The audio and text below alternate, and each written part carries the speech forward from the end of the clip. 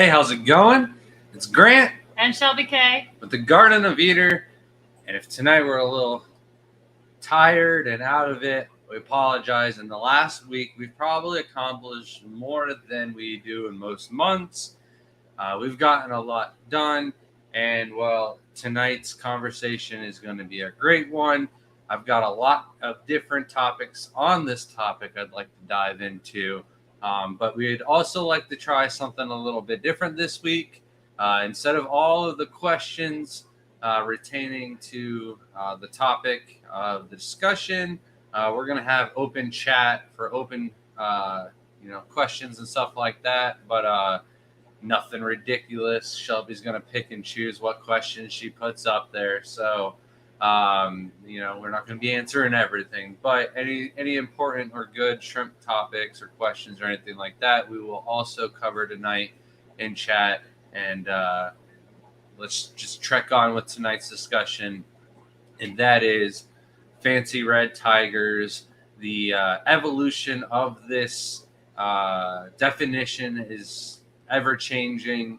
I found out last international contest, which was last month in North Carolina, and I'm actually talking with that breeder right now about what exactly they define as a fancy red tiger now. But back in the day when fancy red tigers first came out, there was a hard definition for what was allowed and what was considered cheating or taking shortcuts, basically, to get the same end example that others were maybe spending more hard, longer work on to achieve the same goal. So basically, in the beginning, it was a fancy red tiger should be a Caridina Maria tiger crossed with just only crystal shrimp genes. There shouldn't be any Taiwan bee genes involved with this cross whatsoever in the very beginning of the hobby. Basically, what happened was everyone started to share their lines and not just share their pictures. And well, when everyone got this shrimp, you can quickly tell the first generation most of the time. But certainly by the second or third batch of babies, you will see that the Taiwan bee gene is present. Now, the Germans kind of took a little bit longer to get around. Maybe it's Europeans as a whole, but basically in the beginning, it was that the Asian breeders were using Taiwan bee genes to get a thicker, deeper shell, that pigment where you get the full coverage and a nice deep coloration would only come from the Taiwan bee genes if you wanted it in a quick manner within that could save you 5 or 6 generations depending on how lucky you are with breeding them out. But with, say, just using the Caridina Maria tiger and the crystal shrimp, it is supposed to be, 8 to 10 generations of very selective, strict, hard culling and breeding to make sure that you had the next best generation. So those who took that route we're definitely saying that the others were cheating to try and get the same goal. Because when you find out that one shrimp is possible, and basically everybody else is trying to copy or mimic that shrimp, that doesn't want to spend the high price tag and get the ball rolling themselves. So they go on and they try and make it from scratch, like the Calcios. Once upon a time, I thought I could also make them, using Yellow King Kongs and super crystals. Now, trying that and then even reverse engineering, I definitely think that there's some type of mutation involved. I actually went to go message Yui about this last week and then realized that there's 2 Yuis that I have added, and they're both into shrimp. They're both German, and I didn't know which one to message. So I had to message Rob Bloomfield, and by the time I got my answer, I was worried about Yui being asleep in Germany, so with the time lag difference. Um, but I did reach out to Carbon because at the last international show, Carbon is one of the top breeders from Taiwan. I think he held more uh, international American contest awards than anybody else up until the last show. I think Vin might have more than him now, but he's definitely set his reputation out in the shrimp world of having some of the best shrimp in Taiwan. And he wanted to show me some shrimp. And I asked him, I thought they were bandits, or I can't remember, maybe ninjas is the other name. There's so many different kinds of names for the same different types of shrimp. Some of the Sulu essays share the same exact shrimp as some of the new Caridina lines that are coming out right now. So he goes, "Oh no, they're fancy red tigers." And the reason why I thought they were the other was because they had the back line. And I've always been under the assumption that you can't have any Serrata gene in the fancy red tigers because that would give you a back line. And my main reason for this is in the very beginning, I was trying to breed my very own fancy red tigers. And I think what happened was one of my crossbreeding projects fell from the top tank into the 55-gallon tank. And hi, Dr. Anthony. I see your comment. If Shelby didn't say hi, I did say hi. How are you doing, Dr. I said, sorry, Amazing? your week was going bad, and I hope that this week goes better. You must have missed my comment. Oof. Gotta have, maybe he doesn't have all messages on, and it's just top message, and you're not part of the top chat. So, sorry, Doc, but hello, welcome.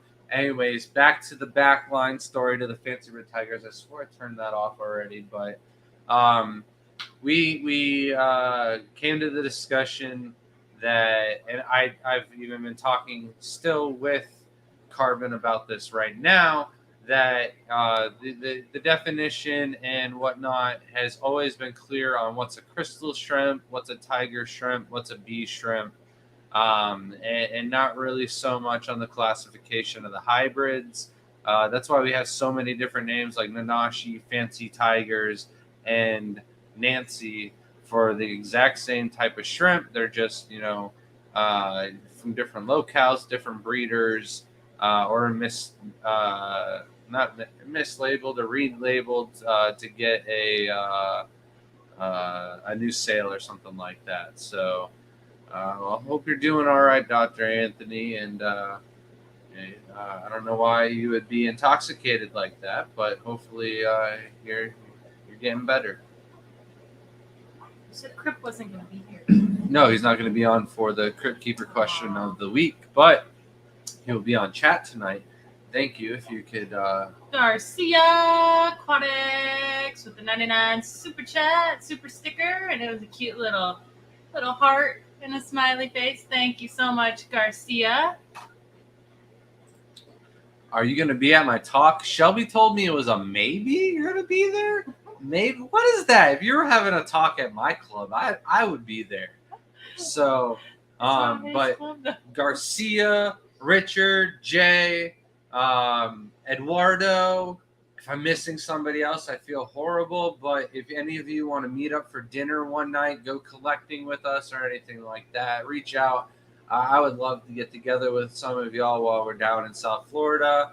I do have my buddy Mark, who's got pretty much the whole trip planned out for us. We're going to go see the Crutchfields. We're going to go see a few spots around the Everglades, a few collecting spots for different things. We're going to get some mangoes. I'm excited for that. Jaden was really excited for that. So that'll be cool for the kids to pick their own mangoes. I don't like mangoes. I think I would like them fresh, though. I'm sorry to hear that, Dr. Anthony. He's got disc problems. I've got neck problems, so I know a little bit of back pain issues, but that's sad that you have to fly home because of it. That's got to be heartbreaking. I know you love being down there in Peru. But back to tonight's topic. The fancy red tigers, to me, should be the Caradina Maria only tigers. But now, depending on who you ask and whatnot, the definition can definitely change. Until there's a breeders organization that's the top breeders from every country that pull together to set standards for names and crossbreeding. Uh, I don't know, rules and regulations is basically what I'm getting at. And it's going to take a lot of work. Chris Lukop at one time said that he was going to try and work on that and get that done. But since then, he's kind of gone on a totally different venture than what he was doing at Shrimp King. So, it's going to take somebody else like that to get the job done. I'm not that person. It would be real cool if like Vin or Carbon or Nico Rico, he's everybody's French breeder. I'm sure he could get the job done and kind of get something like that going. But that would take a lot of time, a lot of work. I know I would be down to put my 2 cents into the equation on certain things, fancy tigers especially. So the way I feel about the Serrata backline gene and stuff like that is that if you're, can you silence my phone when you're done with that? When you're talking about the Nanashi Nancy or we'll stick with the advanced Nanashi basically. When you're working with the Nanashi, you've got the white face mask, you've got the teeth marks, and then you've got the red, not red, the 3 tiger stripes on the body towards the tail. Now, that's what makes a Nanashi.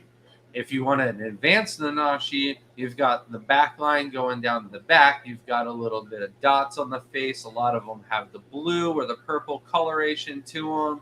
And so I don't know why, if that's a term that we're already using for another shrimp, it would make sense to pass it on to other shrimps that have the exact same traits. That you would also want to add the triple threat to it, but that a lot of people have been put down, and I'll get to that as well. But having a back line on a fancy red tiger or fancy black tiger, I think would be really cool. Of course, you already have the dots on the head, you already have the stripes on the back behind the tail and stuff like that. So basically, the advanced would just be talking about a specific type of shrimp and then putting that back line on it. I think you could also have advanced galaxy pintos where you don't have zebra pinto stripes or a fishbone. Somebody was talking to me about galaxy pintos and stuff like that, and I'm like, yeah, there really isn't like a definition or a word or anything for that. And if you ask me, all of the ones that I have are more like a skunk cape pattern, not really a backline. And yeah, it's just like the racing stripe or the backline that are on the Neo Caradina. So they're in Caradina, it only comes from the Serrata gene, where the Neo Caradina, it's not the Davii. I can't remember what the other one even is. So maybe it is the Davii. It's not the one that starts with a P. Crypt Keeper, help me. We just talked about general the Latin, the scientific classification for Neo Caradina. Palmata. No, is that it? No, those are like the ghost fish. No. Oh, it's a boost. So a little boost. So weird. There's a bunch of boosts that are moving like mechanically. That is so weird. Oh, the shrimp are on them, riding them. That's funny. All right. Palmata and Davii. So I was right. It just took me some time. Yeah. I'll get the right answer once I care about it. So with the Caradina though, I think the advanced name for an advanced fancy red tiger would be all right. I actually already have advanced fancy red tigers or advanced fancy black tigers actually, and then now I'll tell you why this is kind of shunned. So when we were first keeping our own Tybees and we made our own fancy tigers from scratch, we had a Ghost Bee hybrid fall from the top tank and drop into the bottom tank. And I didn't think he got any damage into the line or anything like that until a generation or so later, I started to see a backline appear. Now, that must have come from the Fancy Red Tiger. How's it going in, aquarium guy? You going to be at the talk this weekend? You want to go collecting or have dinner or something like that? Reach out, let us know. Anyways, with the I totally lost where I was. All right, let's fill the space in. Zoltan Aquatic said, so I have an orange-eyed, orange body, but it's kind of clear on the top. Would that be a backline, or is it more solid? All right, so the back line, and that's what we were talking about, was the back lines from the Neos to the Caridina. The back line would have to be from the head to the toe. And here's the tricky thing with Caridina, the back line, and Neocaridina also, but the back line is going to mature, and as the shrimp gets older, the back line will grow. So a shrimp can be born with no back line, and then around 1 inch, or not 1 inch, 1 centimeter or 2 centimeters, it can grow a little spot on the top of its head, and then that spot will grow into a line that will completely go head to toe on the shrimp. Now, some shrimp won't get it head to toe. That, of course, wouldn't be a complete back line, but it does have the back line gene. All right, now I remember what I was talking about. So back in the day, the Ghost Bee fell into our tank, got the back line into the gene somehow, and my shrimp were producing backlines. But I was still working on improving the dense coloration and no pigment. And now part of the definition to a Fancy Red Tiger is the dots on the heads, the stripes on the body, as well as full coverage head to toe, no breaks in the pigment, no translucent gaps or anything like that. So there are a lot of low grades and stuff like that sold as Fancy Red Tigers, but to me, they're just Tybees. But all Fancy Red Tigers are just Tybees anyways, in the sense that they are just a bee cross with a tiger. It's when people cross in the Taiwan bee and other shrimp into them that they could be a Tai bee. And that brings me back to having the council of shrimp breeders around the world to put in some type of regulation, because honestly, a Tai bee should be one that absolutely has the double pigment like a Taiwan bee. Head to toe, you mean head to tail, right? Yeah, they got toes on their tails. You didn't know that? Yes, that's what I meant, is head to tail. It has been a long weekend. We had a buddy from Miami staying at the house for a couple days who was helping us out with the ponds out back. We have 2 koi and turtle ponds that are like non-filter that were long overdue for a good clean out. And then we have the hot tub that overflows into our swimming pool.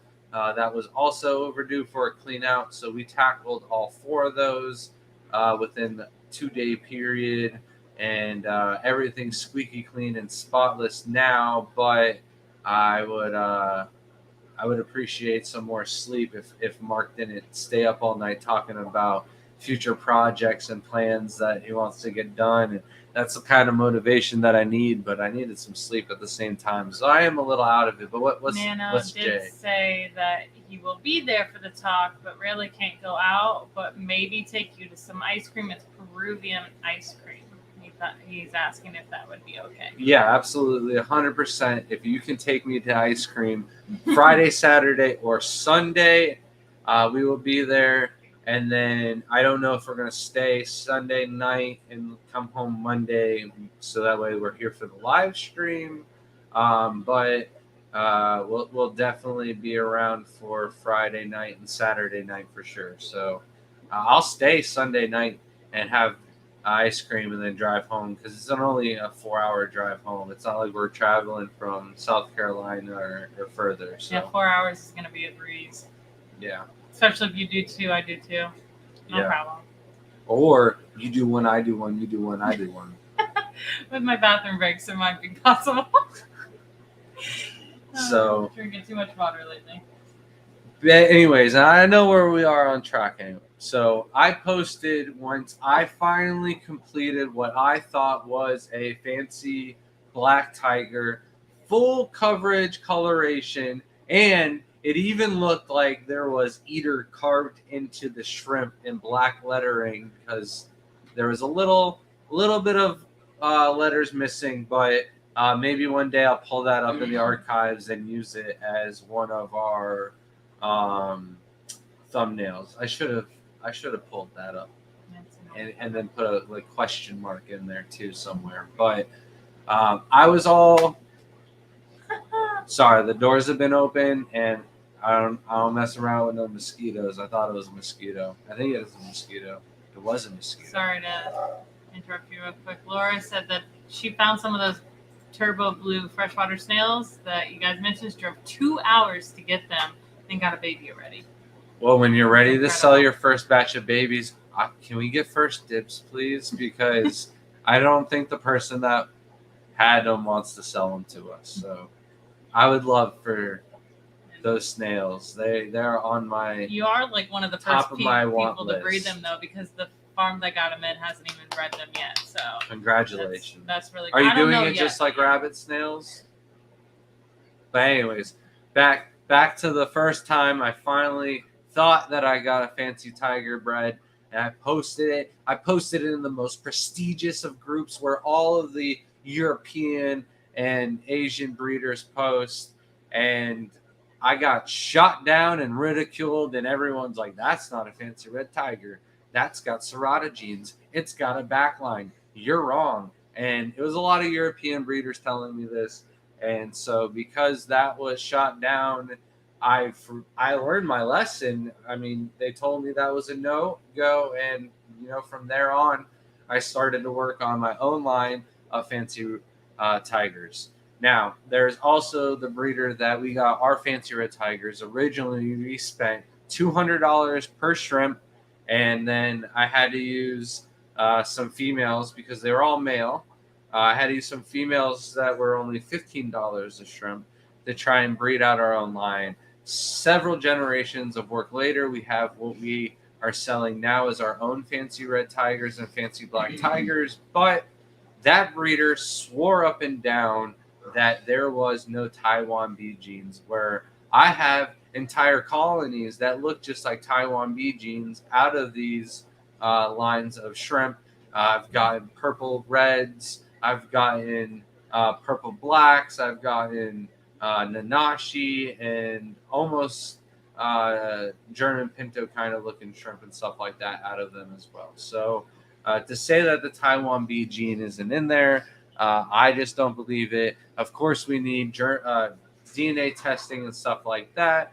How's it going, Danikin?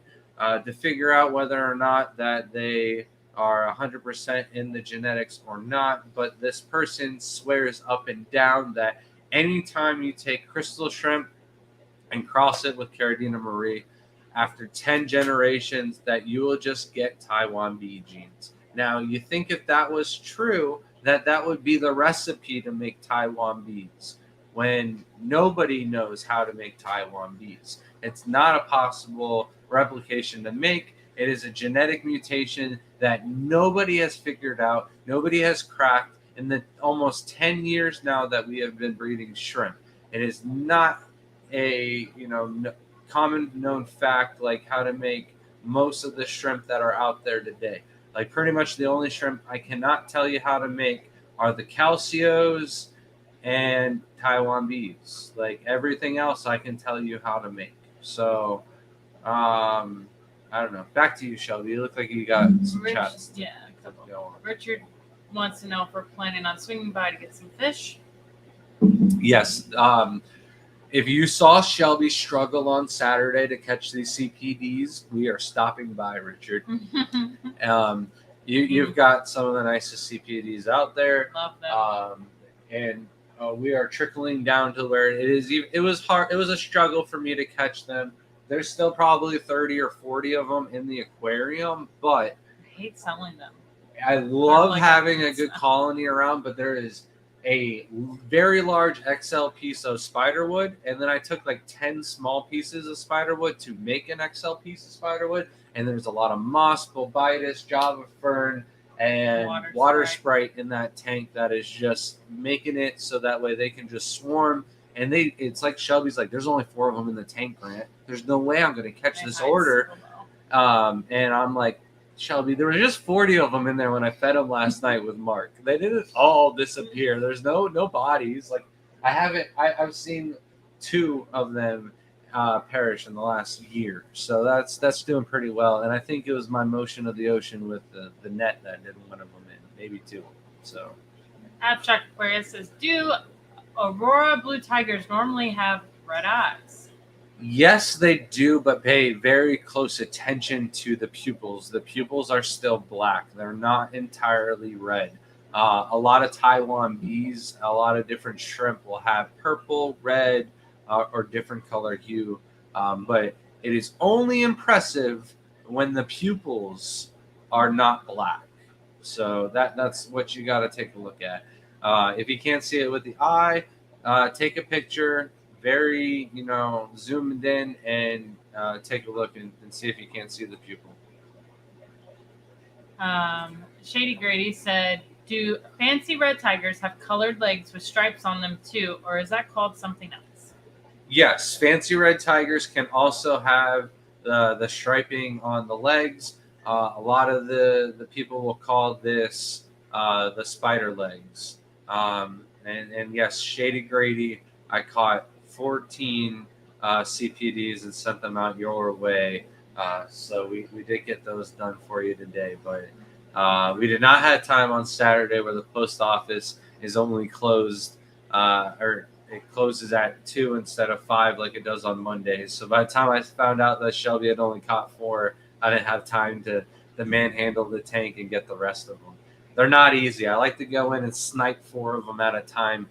And you only get like 2 every time. You're lucky if you get all 4. They were fast. A lot easier when there was a lot more in the tank because the plants have grown quite a bit. Like the moss is just, they can hide in it so well. Like they've made their own little tunnels. So it's like they just disappear and you're like, people will come over and be like, is there anything in this tank? And I'm like, yeah, about 100 fish, but they hide so well. So, And Jeremiah, if you're watching, say something in chat. I've got a surprise for you as well, but I need to know you're here. Sakana Katana said, I bought some red fancy tigers in February, and the females got pregnant only once since I've had them. Parameters pH 6, no NH3, NO2 or NO3, GH at 4, KH at 0, TDS at 70. Oh, that's low. 70 Fahrenheit, and any tips to get them breeding? Absolutely. So the fancy red tigers, them having the tiger gene, the tigers like a little higher GH than normal. I like to keep our fancy red tigers at a GH of 6. I'm not sure what kind of minerals you're using, but with the the salty shrimp, we like to mineralize up to 150 TDS. It gives a GH of 6 to 8, depending on what test kits you're using and stuff like that. I don't have a perfect, exact scientific lab to tell you which test kits are accurate, and depending on climate control and stuff like that, all of them can be 20 to 40% inaccurate. So some people, it's a 30 to 1 ratio of TDS, 30 TDS to 1 GH. Some of them, it's only 20. So it really depends on what test kit you're using, maybe the humidity or something like that. And also make sure that you're cleaning your test tubes with RO water. If you're using tap water, you could have leftover residue in the container. But generally speaking, anything under 130 TDS, I don't get very much breeding out of. Some, but under 110, I get literally 0 breeding. So I would bump those numbers up, and then within 2 water changes, you probably get some buried females again. Yeah, they need that minerals in the water. I don't know if you mentioned that. I'm sorry, I wasn't. I think this is a great time to talk remind me we need to go back to blue phenotype. But this is a great time to talk about the genetics of the fancy tigers. Of course, if you have what I consider to be true fancy red tigers, then you would have, just Caridina Maria genes, which can tolerate tap water conditions, but you also have the Caridina crystal shrimp. Those cannot tolerate the tap water conditions. Yeah, some people are lucky enough that they get it to work in the perfect environment, but so on and so on. But I don't know anybody that's had a consistent colony that's booming and going and selling on a commercial rate. So for that reason, you can kind of meet somewhere in the middle, but the crystal genes have been kind of reselective and crossbred over and over, especially the thicker shell, the better the fancy tiger clearly has more crystal genetics in it than the ones that are in the first generation or second generation of the cross that look more like the tiger shrimp. So that for that reason, I would try and keep your KH as low as possible, your pH as low as possible, but they can tolerate, an extra 0.2 or 0.3 higher than your Taiwan bees or crystal shrimp alone. So they do, however, do a little bit better in the harder water with the higher TDS, the higher GH. They do have to worry about temperature and stuff like that. I will say, though, this year has been a scorcher. It just has. It's just so hot in here. That was horrible. It just went from bad to worse real quick. Today is not that bad. Kind of some overcast with some rain and stuff like that. Usually Florida, it rains every single day at 4 o'clock and cools off the house. But we've had just really hot days of just blazing heat, straight sun.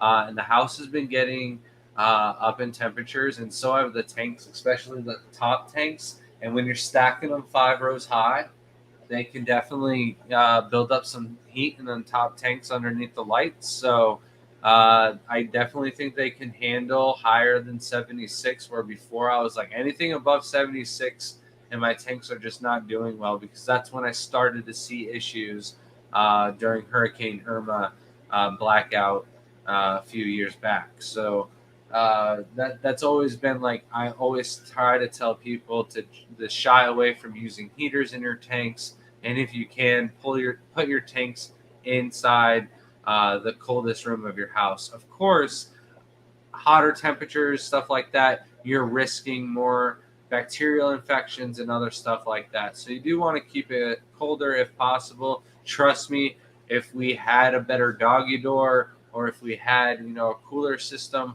a bigger AC unit on the house, I would definitely be keeping the house at 70 degrees all year round. Right now, that's just not possible. When we set up our AC unit, I think 6 years ago, our AC is not that old. 6, 7, 8 years ago tops. It was a different heat index. It was rated for our house. It was substantial for what we've got going on. But our neighbor across the street has an AC business, and this is a problem that's happening to a lot of people across Florida. A lot of people are adding window AC units and stuff like that to kind of compromise for the lack of AC units that were installed on their houses, because the heat index a few years ago, like back when I did landscaping, used to be able to do a good day's worth of work before noon, 1 o'clock, before it got super hot. And then, you take the rest of the day to clean up, get things done. You get all the hard stuff done in the morning before it got really hot. Now you just can't do it. It's really hot by 9 o'clock. You hate when I talk about the landscape things. I can see it. You're just going on about the heat. I don't want to hear about it anymore. It's hot. Florida. Get used to it. Ashley said, I got some pagoda stone and did the nitrate solution test. It fizzed a good bit, but do blue diamonds like harder water, or should I play it safe with a different rock? With the pagoda stone, I wouldn't worry about it. It would be fine with the Neocaridina. It would only be a problem if you were adding it to the Caridina tanks, where it would increase the pH in the tanks and fight against the buffering capability of the substrate. So send it. it looks cool and you like it, use it. And Nathan wants to see if we want any salt and pepper quarries to trade with shrimp. Might have to.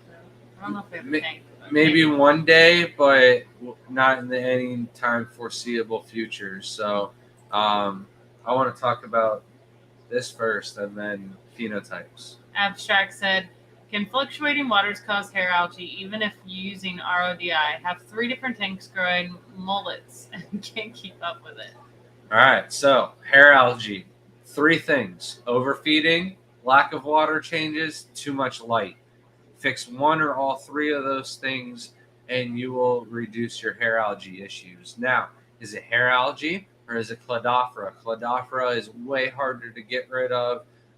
If there's no shrimp in the tank, and if there's fish in the tank, but you don't have any air or good circulation going to the tank, then I don't recommend using this product. But Razor is the #1 product that I have found to kill the Cladophora or the really thick and hard to kill algae issues. So the only issue is like using it on a muck bucket that doesn't have any aeration or filter to it, and it does kill your invertebrates like shrimp and the weak snails.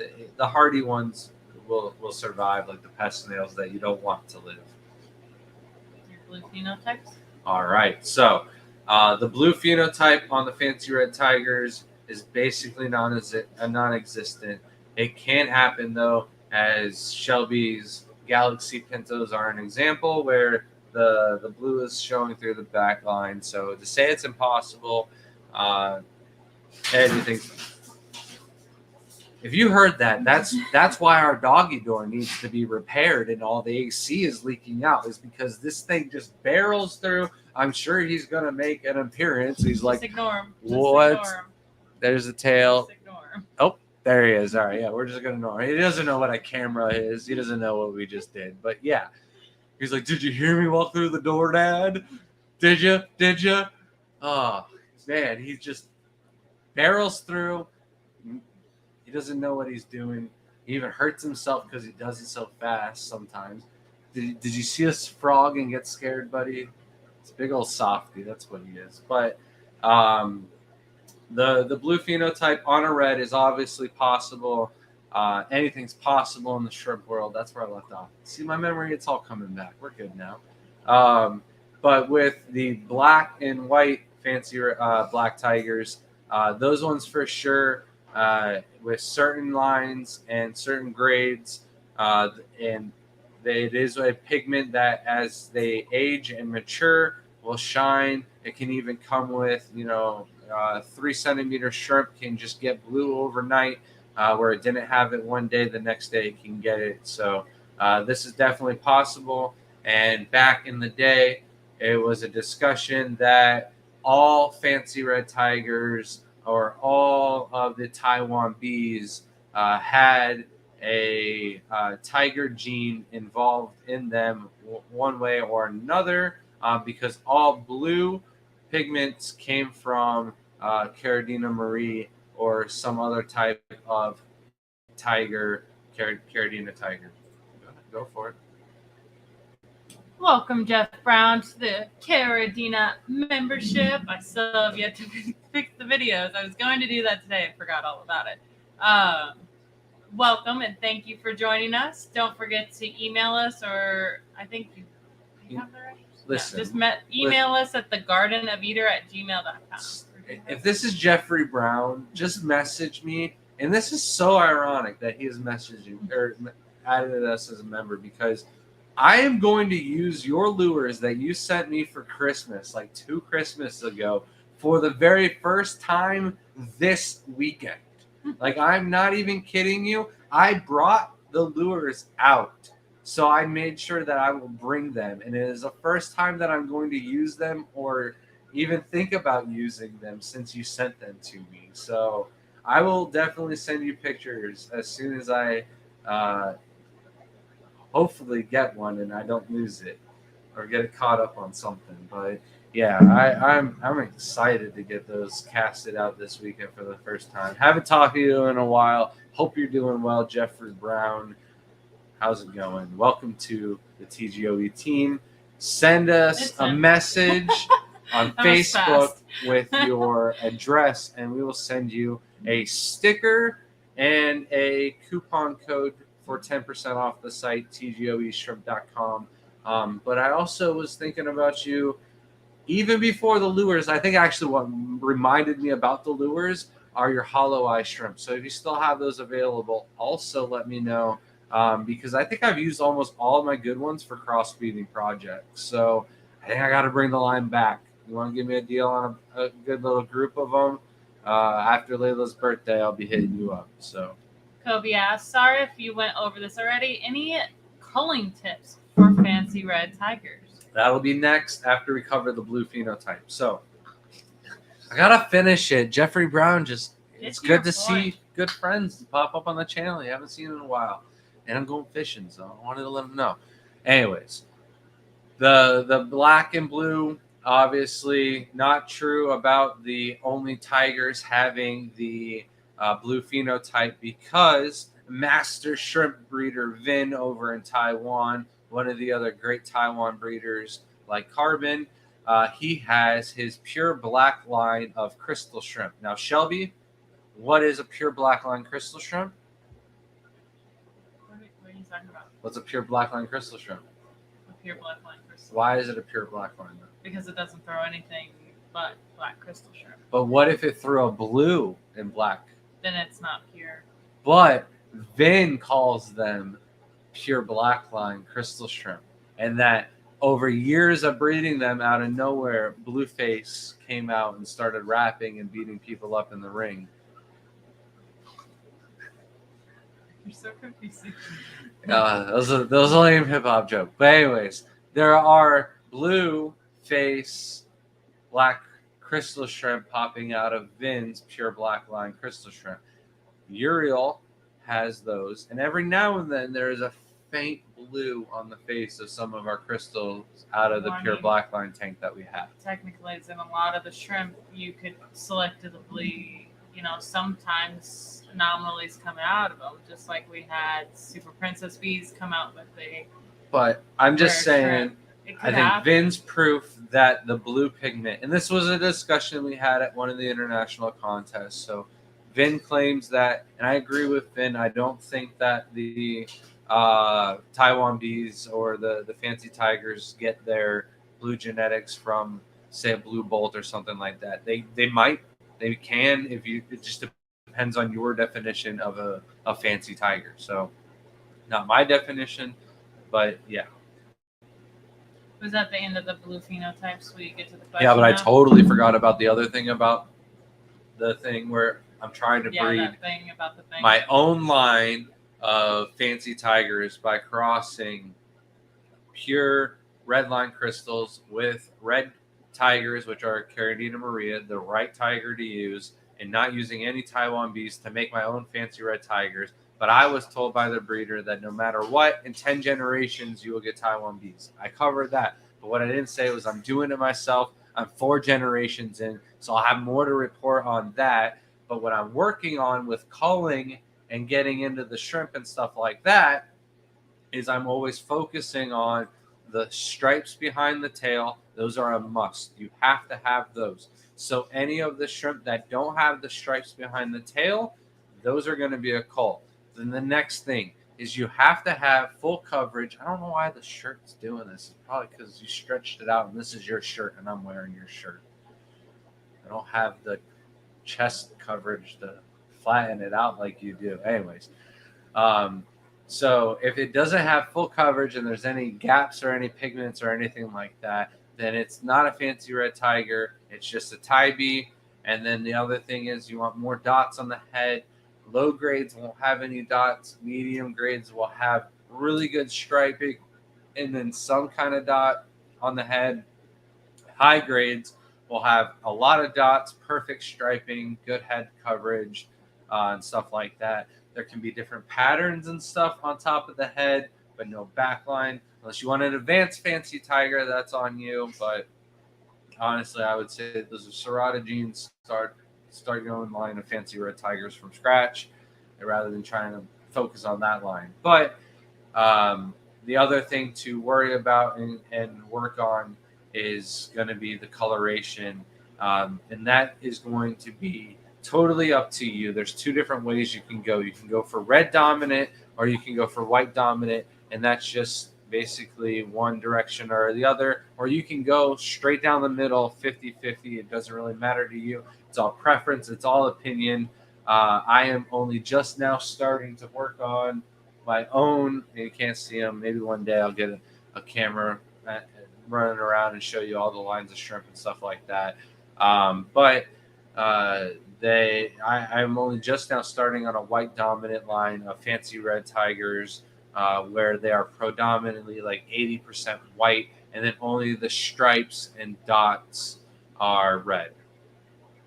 Ashley asked, if your parameters are low, which minerals do you suggest using? All right. So the best mineral on the market right now is the salty shrimp.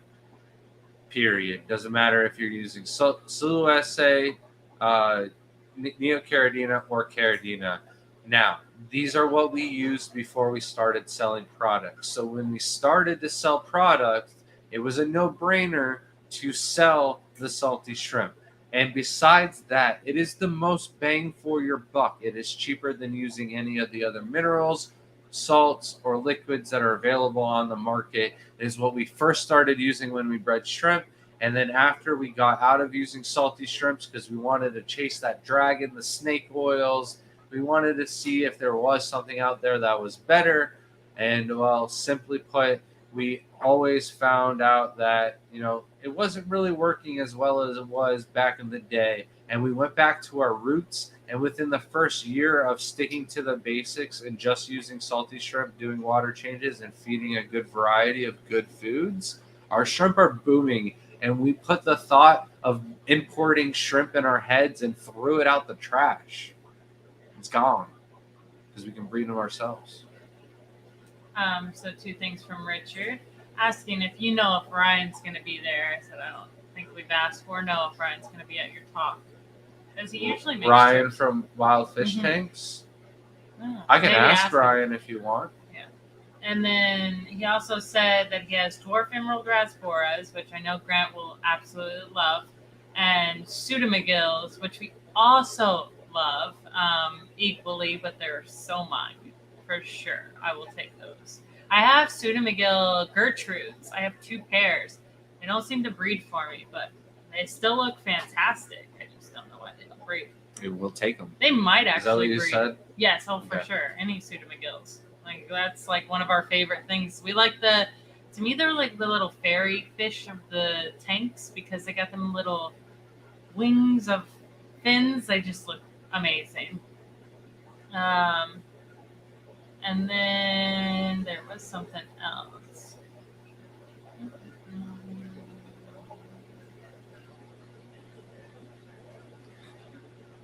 Benjamin Peters did say, what do you call a group of shrimp? School? I don't know, actually. Shrimpettes? Do like little dances with their feet. That's what they should be called if they're not. Grant's not paying attention anymore. All right. There is a question for you. So, Alberto said, 2 of my black tigers have some teal coloration on their head. If I were to focus on breeding these out, will it result in anything cool or just a bunch of red and blue steels? So, your black tigers have teal on the head, and you're worried about them showing. Are they fancy black tigers? What kind of black tigers are these? Because black tigers shouldn't have any teal coloration to the head. Also, the other thing is, if you're not sure what kind of shrimp they are, and maybe they're mislabeled or something like that, feel free to message me a picture or email us at thegardenofthebeater@gmail.com. I'd be happy to help you out with that question. But it's not lining up for me. Back to the topic at hand? Yeah. All right. So the fancy red tigers, we went over the parameters and everything like that. We went over culling. I did not talk about when to cull, though. It is important with the shrimp that you be very, early and diligent on your culling, but keep in mind that as the shrimp mature, they can gain some dots on the head. So what I usually do is around 1 inch, I will make sure that I cull everything that doesn't have a perfect body and at least a couple dots on the head for my high grade colony.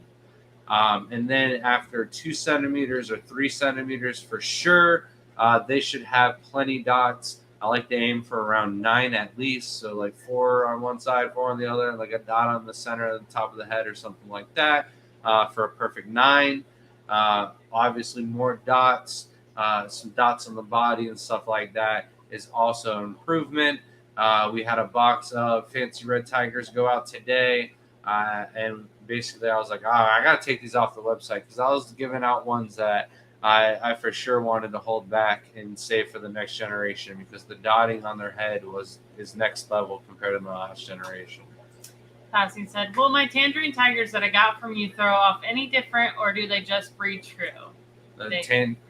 Yeah, they breed very true. You shouldn't get anything other than just orange tangerine tigers. Literally no culling in our tanks for years. Yeah. I mean, you could cull like slightly less orange ones, which I do sometimes. I do take them out of one tank and put them in a different one. But I mean, that's just because I want to see if I can get a deeper, darker orange, like darker than this. But they always breed true. They still have a bright orange color regardless. I was just trying to get deeper ones. That's the only thing. But no other things unless you throw something else into the tank for it to breed, and then you'll get some tank time most likely. But sometimes you get some really cool shrimp out of that. And then, so back to the Fancy Tigers. So if you're, keeping your okay ones around 1 centimeter, they should be better by adults. Coloration and stuff like that. Of course, you want a strong white, not eggshell white. You want a predominant, very nice whiteboard white coloration to them, or as close as possible. Just know that as they mature and as they grow up and stuff like that, that white will get a little bit nicer. But with crystal shrimp and Fancy Red Tigers, though, they can actually look super nice and really white as babies. But then as they grow up to around 1 centimeter, 2 centimeters, they get kind of splotchy. But at 1 centimeter, you should know that they're going to be, Tybee or a Fancy Tiger by then.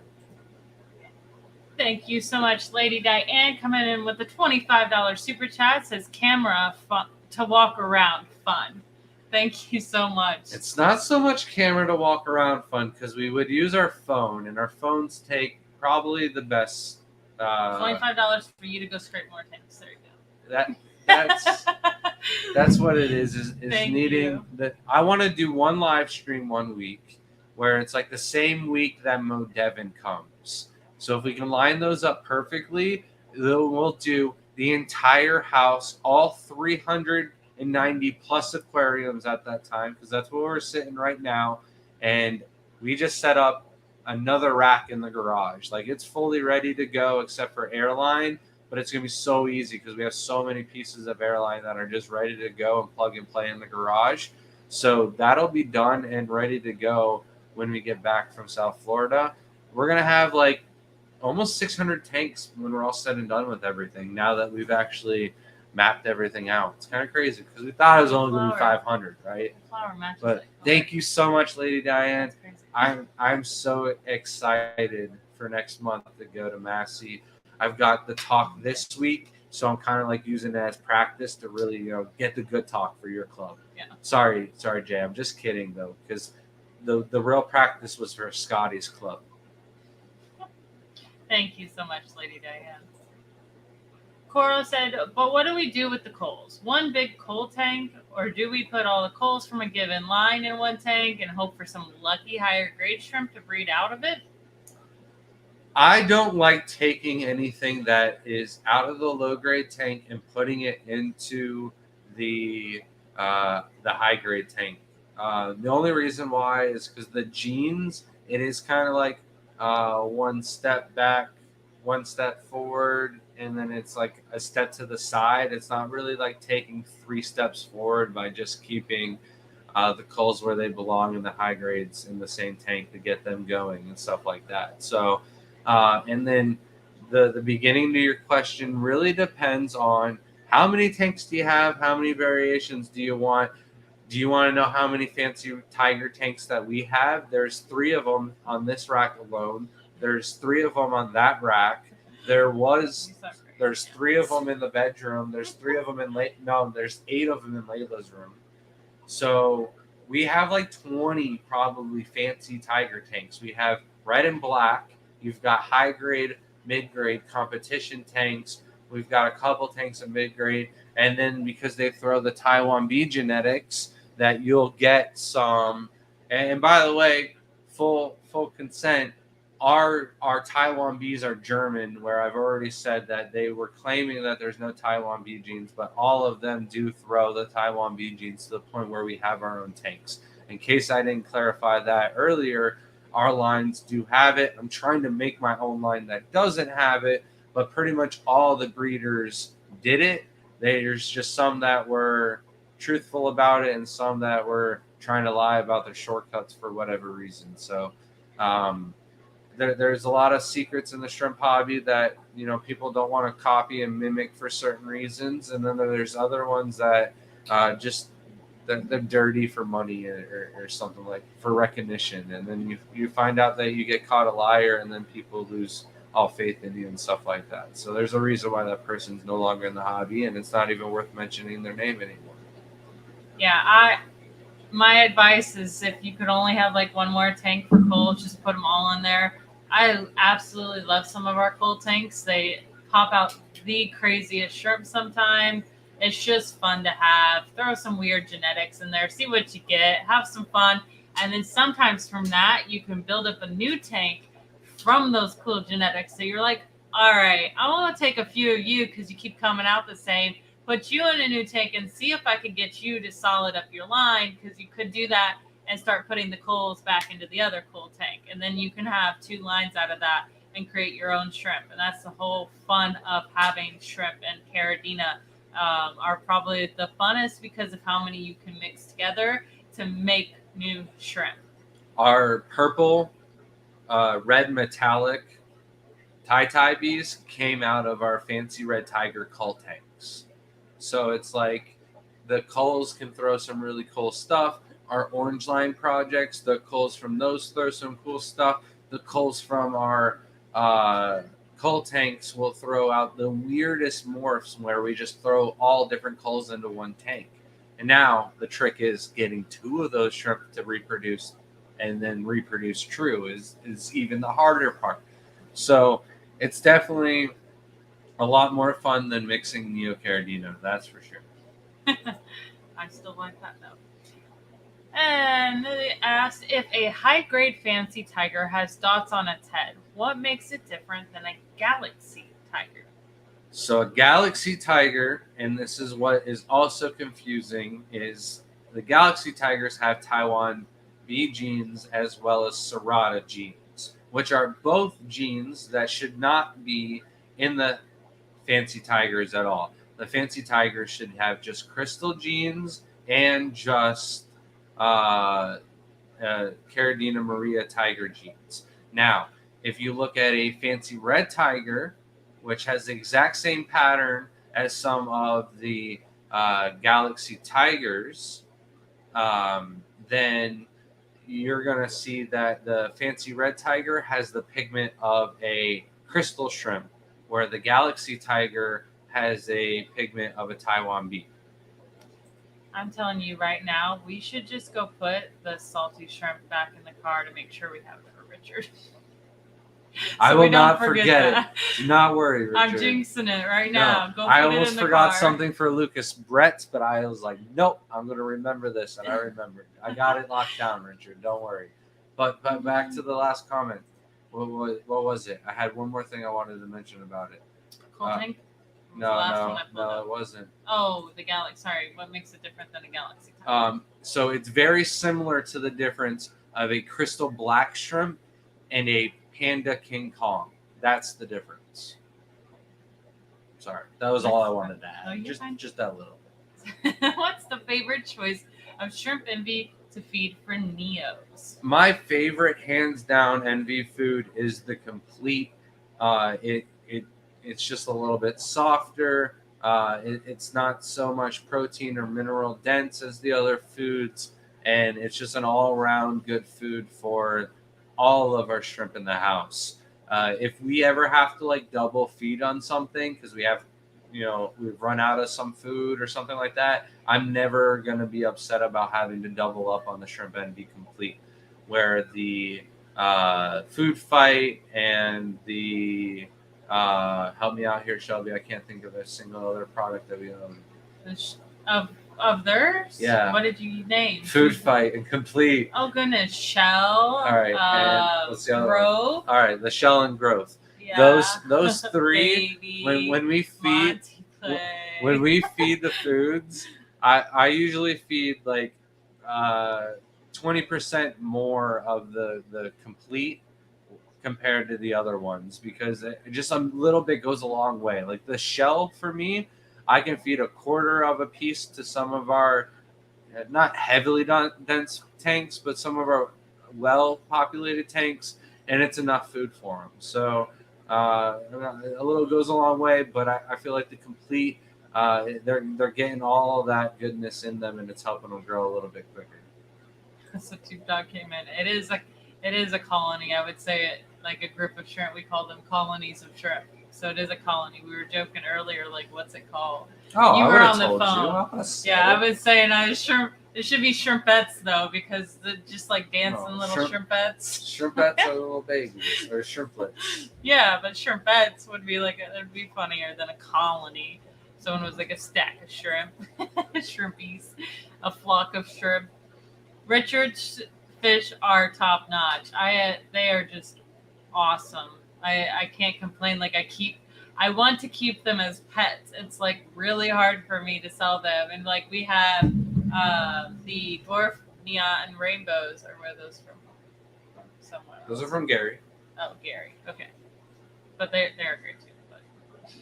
And Gary, by the way, I was ready for you at the meeting. Had everything for you, and then you just weren't there. We need to coordinate. Next time you go to one of the shows, let me know, and I'll have everything for you, and I would love to get some other stuff off of you as well. Abstract said, have you tried freshwater jellyfish? I want to try them out, but don't know much on them. So, some of you might know I like to prank Shelby. I like to push her in the pool. I like to do certain little things that spook her and scare her, that get the heart rate going, that'll in turn increase her life further down the road, so that she's healthier to take care of me in my olden days, which is way sooner than hers, right?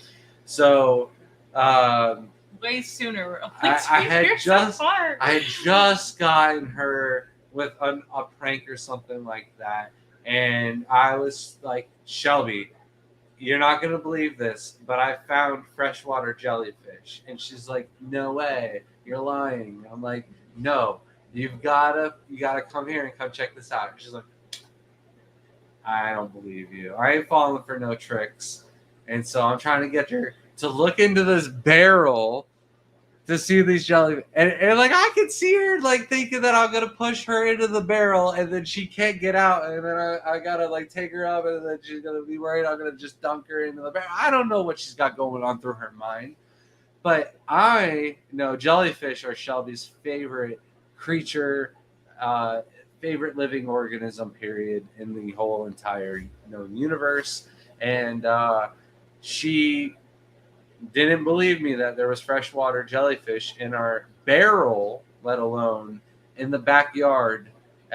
So they must have got in there via like bird poop or something like that. But then I've also read research where they can actually spawn, and the little larvae are so small that they can dry up and then be like moved through the air like seed shrimp. So I don't know how they got into it, but once upon a time, there was freshwater jellyfish in our pond. Try to bring them inside and grow them but they never really worked. I think they needed like sunlight and a lot of filtered green water and stuff like that. And I didn't have those things at that time.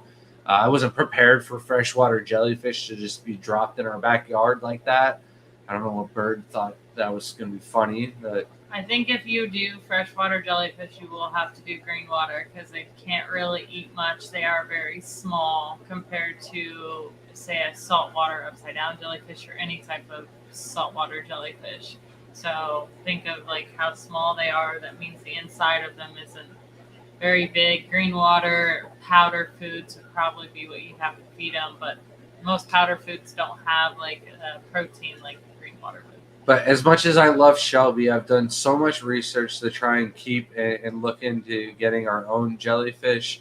I think they did better outside because they were in a barrel, which had the curved edges so they couldn't get stuck in the corners. Where we try to keep them in tanks inside like idiots because we didn't know what jellyfish needed at the time. So, all things to think about maybe if you keep jellyfish. I would try to do them a little air stone maybe on low, and then have the air stone maybe in a little corner of a pickle jar, big old pickle jar. Alberto said these were fancy black tigers ordered from you, actually. I can send pictures of them via email. So then just focus on the blue. The blue is higher grade. It's more knowledgeable. I'm going to need an extra $300 back for those two.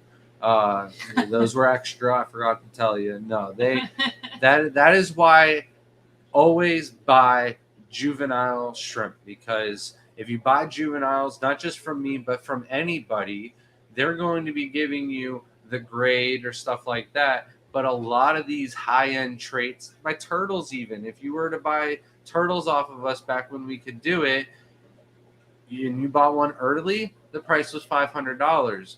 But as our turtles grew, they had a morph called flowerback. It's like raised in the lines. The price of those jumped up to $1,200 per turtle. So if you get on early on with the shrimp, you buy them as juveniles, you could get some really fancy high-end grade. But no, focus on the blues and breed those out, and you'll have a really nice colony of blue phenotype fancy black tigers. And it is very sought after. More people want those than the regular whites. Christy Stevenson coming in with a $2 super chat. Thank you so much. And so one with the balloons. Thank you. Thank you very much. Every time we get a donation, I get to take a water break. I needed that one. Thank you. $2 water break. Richard Reynolds said, Shelby, I forgot to ask, did the corner tank end up working out? It's just a storage right now because we have not had the time to build the stand between moving everything around, getting the tanks in the garage set up. The tank had one purpose. It was to hide cords. It is hiding cords. I don't care if there's CJ and PNW boxes in there. It's working. It's doing its job. Jaden's room was a priority. We had to get his room set up, finished, and get him back in the room. And before we could get him back in the room, the tanks needed to be in there. The stands needed to be in there so we could put his Nerf guns up on the walls and stuff like that. But his room will be done once we get back, and the corner stand will be one of the priority projects. But it is perfect size. It's the perfect tank. Thank you, Richard. We've had several people come to the house, and they didn't even know there was this wreckage of cords behind here. So it looks much better than that. Thank you. Welcome in. Caleb said, what's a good size tank for shrimp? Is it a 10 or 20 gallon? Okay. If you have room for 20 gallons would be better. You'd have more room for these shrimp to breed, but 10 gallons is sufficient enough. I always say bigger, the better. Go big or go home if you can, but 10 gallons is the smallest tank I'd go. So if the question is 10 gallon or 20 gallon or 2 10 gallons, do the 2 10 gallons, and the shrimp won't suffer any stunt of size or slow on growth or anything like that in a 10 gallon. Tube Dog said, what Carradino would be the best to start with? I already have 5 lines of Neos. Tangerine Tigers. They are my favorite, and they are the easiest. I'm a big tiger fan. When I do my fish room, I'm still gonna have shrimp because I want my own tiger line and to mess around with tigers. And tangerine tigers are by far the coolest and easiest step into Caradina to make you feel comfortable enough to start moving on to something new. Now, Toot Dog. That's the answer we give everybody. But you're a regular. You're watching the channel. You're here. You've got some knowledge. You already got 5 lines of Neos going on. You asked what the best was. Shelby gave you the right answer. But you've got choices, my friend, because you very well could keep Stardust, Raccoons, as well as some of the other lines of Tiger Shrimp as well, with just as easy success. So kind of pick and choose. If you like the Raccoons, you like the Stardust, you're willing to spend a little bit more money. But Tangerine Tigers is easier. I tell everybody, if you're killing Tangerine Tigers, you're probably killing a lot more in the fish room. Anthony said, "Hey guys, my cherry tank I got from Aquafest in Charlotte is doing great. Can't wait for some children." That's awesome to hear. I love hearing that. Glad to hear, man. I miss my tanks sometimes, but it's so nice to hear that they're doing good. I know that one other tank we did, I'm never going to hear about it, but maybe, hopefully.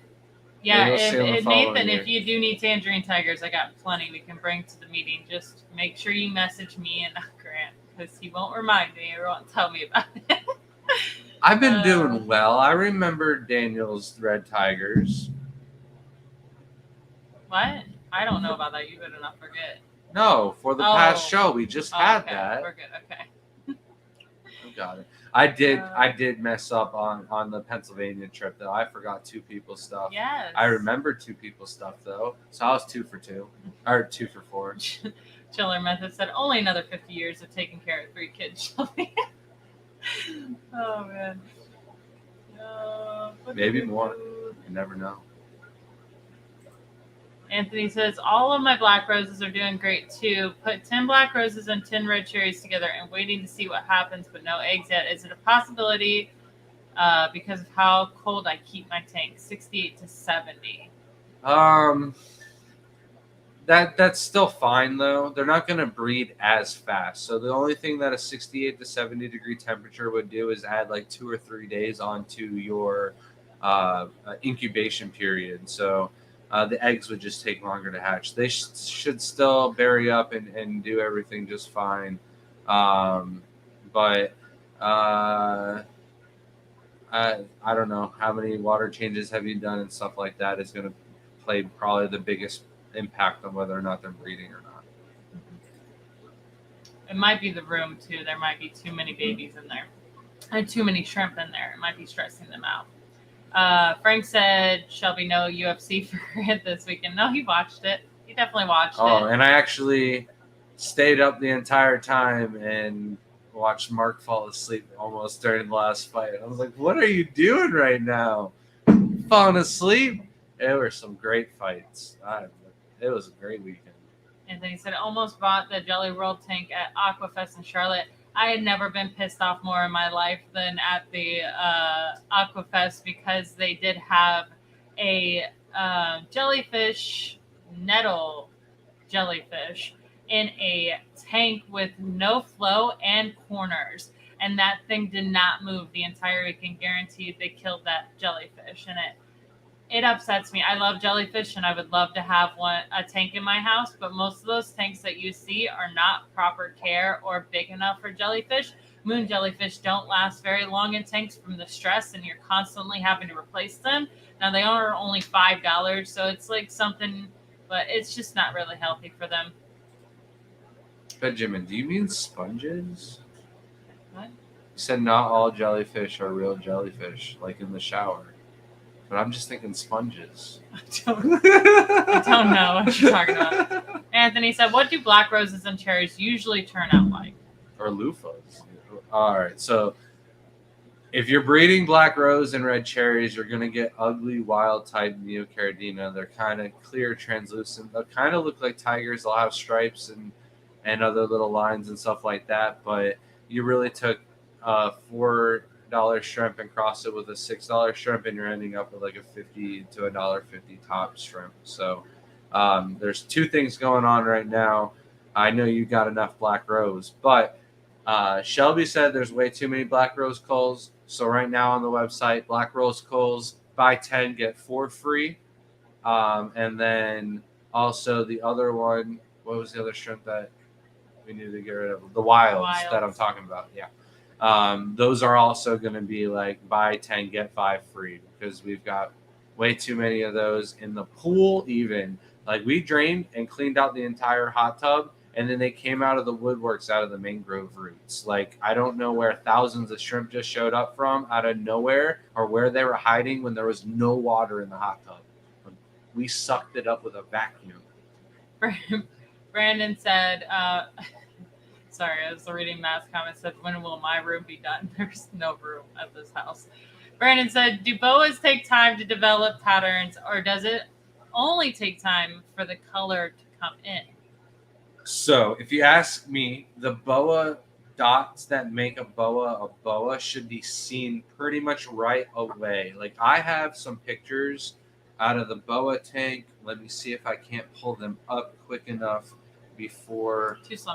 I knew it. But like right here. I know that's not going to be a boa. Those dots on the head are just not good enough, and out of nowhere, there's just not going to be some random dots that are going to appear out of there to make it a boa. This right here is one of the nicer shrimps because of color. It's hard to see with the camera on camera type stuff, but the pigment alone is not going to consider it a boa. And the pattern on the head is just not there. So just like the shrimp that I showed you as a baby, pretty much is going to be the same kind of pigment. Just the baby is going to be nicer because it has more dots on the face. So you should be able to see the bigger spots, the cheek spots right away. But what's going to show up would be like if it's a snowflake boa, where it's going to have all the little dots on the body and the face. Those can appear with time. But the big cheek spots, those should be like week 1 or so. What are you laughing about? I'm trying to passing one's joke saying, Crypt Keeper, did they keep you after school again? where this so this one's not so much a baby, but it's still a juvenile. The reflection is just horrible. The cheek spots could grow big enough that it could be a boa, but like realistically, to me, the boa cheek spots need to be nicer than that. That's got 2 of the nice cheek spots. I would say that one needs like 1 more nice cheek spot. Depending on the breeder and who you ask, they would call that a boa. It's definitely got some nice snowflake pattern on the body. So, but sometimes, I don't know if you mentioned this, but sometimes babies come out like awesome. Like that's going to be an amazing shrimp when it gets a little bit bigger, especially if it's got multiple dots on it. Say a baby comes out and you don't really see much pattern. It can grow up to have a little bit of pattern, but most likely that's not going to have that boa. You're going to see a boa when it comes out. It's got spots on it as a baby. You can kind of see a backline coming through. I would say the metallic color, though, on boas for sure do take longer for it to come in and mature. So sometimes you don't know whether you're going to have a metallic. So I wouldn't cull too early with juveniles on those. Sometimes you get some cool shrimp that do have that when they're really young. So. Yeah, what you're going to get are like the high grades that you don't know are going to be like the stunners or competition grade. But you're not really going to go, not too many shrimp are going to go from medium grade to high grade. It can happen, but very few. Shady Grady said, can you mix red fancy tigers and black fancy tigers together in the same tank? Will they breed? And what will you get if they do? Now, see, I know I didn't need to have notes for tonight because I knew I had Shady Grady. Shout out to Shady Grady. You put the picture in his order today? What picture? Oh, no. I'll send that out. I'm so sorry. That's what I was trying to remind you on you winners. Were like, yeah, you were I like, was supposed to get no. This is what happened. All right, listen. Shelby went and did stuff on Sunday and got all the awards and everything done and ready. And I was like, there's something else. I said it. I knew it. I was like, there's something else we're supposed to give away. This wasn't it. I'm just gonna remember who or what it was. and then you packed it all up and Sorry. sent it off. So I That's didn't my double bad. check that either. It's also on me, but we still owe you that. Or I can get you a fancy red tiger one from Sam Scales the next time I see him, and it won't be that long. So I can get that to you still, Shady. But you can absolutely mix red crystals and black crystals together, fancy red tigers and fancy black tigers together. Not all four of them together, but I'm just saying you can mix red and black shrimp together, and you're not going to get brown. They will just breed, and you'll get more dominant of the black coloration than you will get red, but you'll still get a mix of both. If you try to selective breed the blacks afterwards, it will take you a while to get the blacks to breed and selective breed true. Not to get them to breed, but to get them to breed, higher, the highest percentage of just black dominant possible. Where the reds, it's a lot easier to get the recessive gene to breed out true and to get pure red lines breeding where you won't get any blacks out of them whatsoever. All right. Tube Dog said, as far as the algae outbreak you talked about earlier and reducing the lights, how long do you keep your lights on your tanks? Way too long, according to Mark. However, Me too. there's certain tanks on certain racks and stuff like that yeah, they might benefit a little bit from having a reduce in light. On the other hand, there's also tanks on that same rack where we are growing enough moss that pays for the light electric bill on that entire system, and stuff like that. So basically, I wake up, and if I want to see a rack on, I turn it on, and I turn everything off right before we go to bed. Sometimes I'll turn them off, sooner than later, but most of our tanks run for about 14 hours a day. Some of them will leave off entire racks and stuff like that one day out of the week or something like that. With the weather, that happens in nature too. So it's just one of those things where it should be around 8 to 10 hours, but it's more like 12 to 14. And we do have algae issues, but is why we do 40 to 50% water changes too. So, but we don't turn the lights on to our house. So if I want to see the floor and not step on the kids' Legos, I turn the lights on. Not many windows. Windows are a really bad thing. If you have natural light coming into your home, remember that is affecting your tank. So we try to cover up as much windows, but sometimes we see that the tanks that are directly affected from the glare, the morning rise, the sunset, will tend to usually get more algae because that natural light's coming in and you have the top light going on. So remember, if you have natural light, I would leave the light off unless you absolutely need to look at it or you have certain plants that do need higher light. But if you're having algae issues, most likely turn off the light.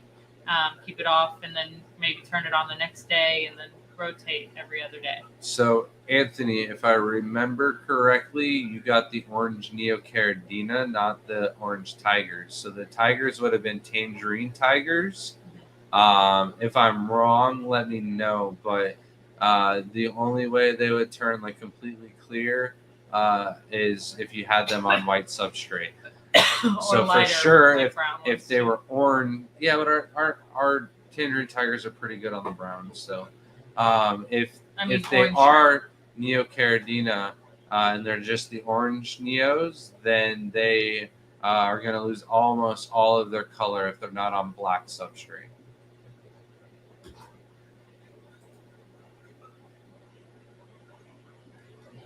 I think that's all for tonight's coverage. So we can just catch up on chat. I can go over some of the improvements, upgrades, and stuff we've done over the weekend and throughout the week. Yeah. I'm still reading, so here we go. Schiller Message said, idea for a stream theme. Instead of my pride, you do shrimp my crib and give guidance to a few new video chatters while we get new tanks set up. That's funny. No, that was a terrible show though. They definitely set you up for failure because all they did was make the card look good. It didn't actually run most of the time. That's why it got canceled. It's not a horrible idea, but I don't know if we're ready for that. I don't know if the world's ready for that yet. So we do have a lot of people that actually do buy wilds. I do like the style and look of wilds, especially if you don't want to do any maintenance, any care to the tank, and you just want a planted tank with something going around. I also would suggest wilds as feeders for a lot of fish. I mean, it's circle of life here. Wilds are really cool. You could actually breed wilds and keep them. Sometimes they breed out and they start becoming like real dark with some backlines, and they look pretty cool.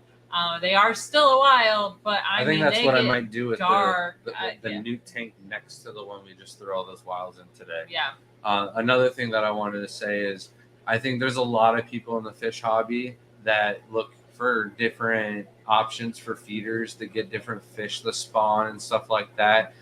Gary Lang is a big advocate on having some type of Neocaridina shrimp in with their fish to get the rainbows to breed, some type of natural food source for them being there and stuff like that. There's a lot of breeders who are like that want the reds because the red is going to entice the fish to eat more, color them up and stuff like that, or they think that's where the pigment's coming from. Like the flamingos get it from the red cherries, you know. But Yeah. there is a lot of people who I think just want feeders that will buy shrimp off of our website for that, and they want the cheapest shrimp. And when they look at the Neocaridinas, wilds are that cheap. And then there's also a lot of people who don't want to risk $40 for 10 blue diamond or blue dreams or yellow neos, or maybe rest 60 for the emeralds or something like that. So they buy, you know, a group of wild neos and make sure they can get those going before they venture on to the next shrimp. One thing to think about as well, with a lot of fish, the clear and wild type actually don't get picked off as much as the colorful ones. So my tank that I have my peacock gudgeons in, they are vicious hunters, and I would say my wilds are surviving in the tank. The colorful ones don't. So Just think about Might how hardcore the predator fish in America are, because all of our shrimp are ghost Clear. shrimp. They're all clear. They're all scared for their life. They ain't down to show no flare at all. You go over to other countries in Asia, even Finland and stuff like that, and they've got bands, they've got coloration. They're like, hey, I'm trying to get another mate. Who's next? You know what I mean? Where our shrimp are hiding for their lives. Ashley said, "What about mixing blue diamonds with black rose?" Of course, you always run a risk of getting wild type shrimp when crossing, because you can get lines to venture. Certain black rose and stuff like that come from chocolates. Some of them can actually come from crossing different kinds of wild, or not wild type, but different kinds of Neocaridina. And basically, you're getting a wild type shrimp where you'll get wilds and some that come out black, just like black rose. Those shrimp were hand selected and hand bred just to produce black. And then the black rose is already Neocaridina shrimp, so the name kind of carries on for both. So you don't know if your black rose came from wilds or if they came from chocolates. You don't know if your blue diamonds have anything else crossed in them as well. Basically, if they're pure lines and they're being crossed with one another, you're going to get a lot of culls by crossing them. You're not going to get as many solid blacks. You're going to get blues. You're going to get carbon rillies. You're going to get red still. You're going to get greens. You're going to get everything in between as well. So you're not going to get as many blue diamonds and black roses as you would keeping them separate. But you can keep them both together and not potentially get wilds. But wilds is still a possibility. It's a gamble. It's a risk. It's on you. Living Dream Aquatics says, "What makes a Galaxy Pinto?" So we made our own Galaxy Pintos using Tangerine Tiger Serrata genes crossed with Taiwan bees. Doesn't really matter what Taiwan bee you use. It takes several generations to get that crossbreed and selective breeding throughout the entire process. I talked a little bit about this in one of the past streams, but actually the last stream with Tangerine Tigers. Basically, a Galaxy Pinto is a Tai bee, or a shadow bee that has been crossbred with tiger genetics to have dots on the head and stripes down the back So with the double pigment. Benjamin Peter said, Caradina classification is definitely a video we could all get behind. Classification and identification.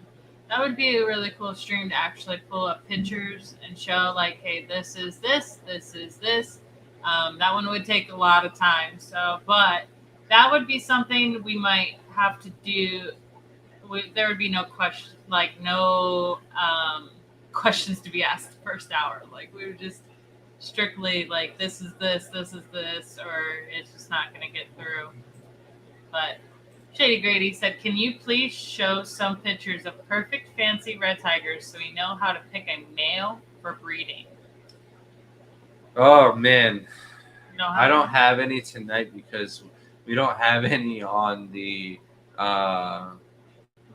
thumbnail. So I could look one up have it maybe. On our website, the high grade. No. I never want to upsell. I always over impress. So like Shady Grady can probably say that or vouch for us where the quality that we sent him is probably nicer than the photos on our website. And we do that on purpose because I don't want anybody to be upset with the grade or quality or anything like that. So I could definitely look one up, but it would be really cool to make a shrimp poster. We're getting there. We're trying to catch up. We got a lot of things to process and do, and get our house the way we want to. Right now, our calculations are around 600 tanks is where we're going to be at. Once we do that, then I can maybe stay home full time and be breeding my fish, selling my fish, and we should have some time to crank out videos, do posters, maybe start writing some articles first, and then maybe move on to a book. No offense to some people, but there's been a lot of different books published, and we're not here to put out basic information that you could just Google. We want to be able to put out like photos and things we've done to correct things that happen in the hobby, to take care of things. Really, really make it worth your money to buy that book. There's a reason why some people buy books, and it's because you have that information. This is proven to breed this way. We're going to do it at these parameters and things like that. So, I have intent. It takes a while to do things to make a book, but I also have like projects that I want to do and experiments that I wanted to try and prove still before I write a book, because like there's certain things where I'm still speculating on, and I've been completely honest with that. Like I told you, like I don't know for sure what's happened, but this is what I think most likely has happened. But until we do DNA testing, we won't know for sure. So it's like I don't want to put speculation into a book. I want it to be the law. Fact. June said, "Does that mean I need a tank for each cold color? You just doubled my shrimp tanks. Homework is done." But it does. But at the same time, you could have a party tank of Caradina and just throw all your culls in there and sell them off that way. And I get people all the time that are like, "This is what I want. This is what you send me." And then I have other people who are just like, "Here's $80. Can you just give me a good mix of different Caradina shrimp?" And then I'll ask them, "Do you want numbers or do you want higher grade?" And almost everybody wants the numbers. So I send them a mix of crystals, Tybes, Tang Tai, Yellow King Kongs, and I'll throw in like a little Taiwan Bee or Pinto or something like that to really get the ball rolling of different genetics and stuff like that thrown out there. We've been talking about throwing mystery boxes and stuff on the website. It's just really hard to sell those because not everybody's going to be happy and stuff like that. I had said something about what's his name being on the website, Jeremiah. Oh my God, why did I just butcher your name? I'm so sorry, but Jeremiah was talking to me about genetics and grades and stuff like that. He ordered 2 boxes of shrimp off of us this week, and I noticed I got the first box shipped off right before he placed the second order, so I couldn't combine anything or anything like that. But He paid for shipping for both times. He's talking about genetics. He's kind of like asking what kind of crazy thing could pop out of this red steel genes. And I was like, well, nothing really. They're going to breed really true if you keep them together. But I didn't tell him that the red steels are kind of coming out of my red galaxy tank. So I kind of threw him some low grade galaxies in there to kind of just mix things up. And not only that, but he's kind of passionate about it. He's gone from 0 tanks from the Keystone Clash to, I don't know if he's got 10. Don't quote me on that, but I think it's up there. It's like at least 3 to 10. Now you're going to get one more to mix with your Galaxy Pintos now. You know, that you're just encouraging somebody. It's like a dealer giving them something else. They know they're coming back, right? Robert said, going to do another tank and put my culls of Missouri wine reds, culls of red fancy tigers, and red spotted head pintos. Any ideas of what I could get out of them? First of all, love the mix. No Serrata genes as long as they follow the rules on my red fancy tigers and my German red spot pintos.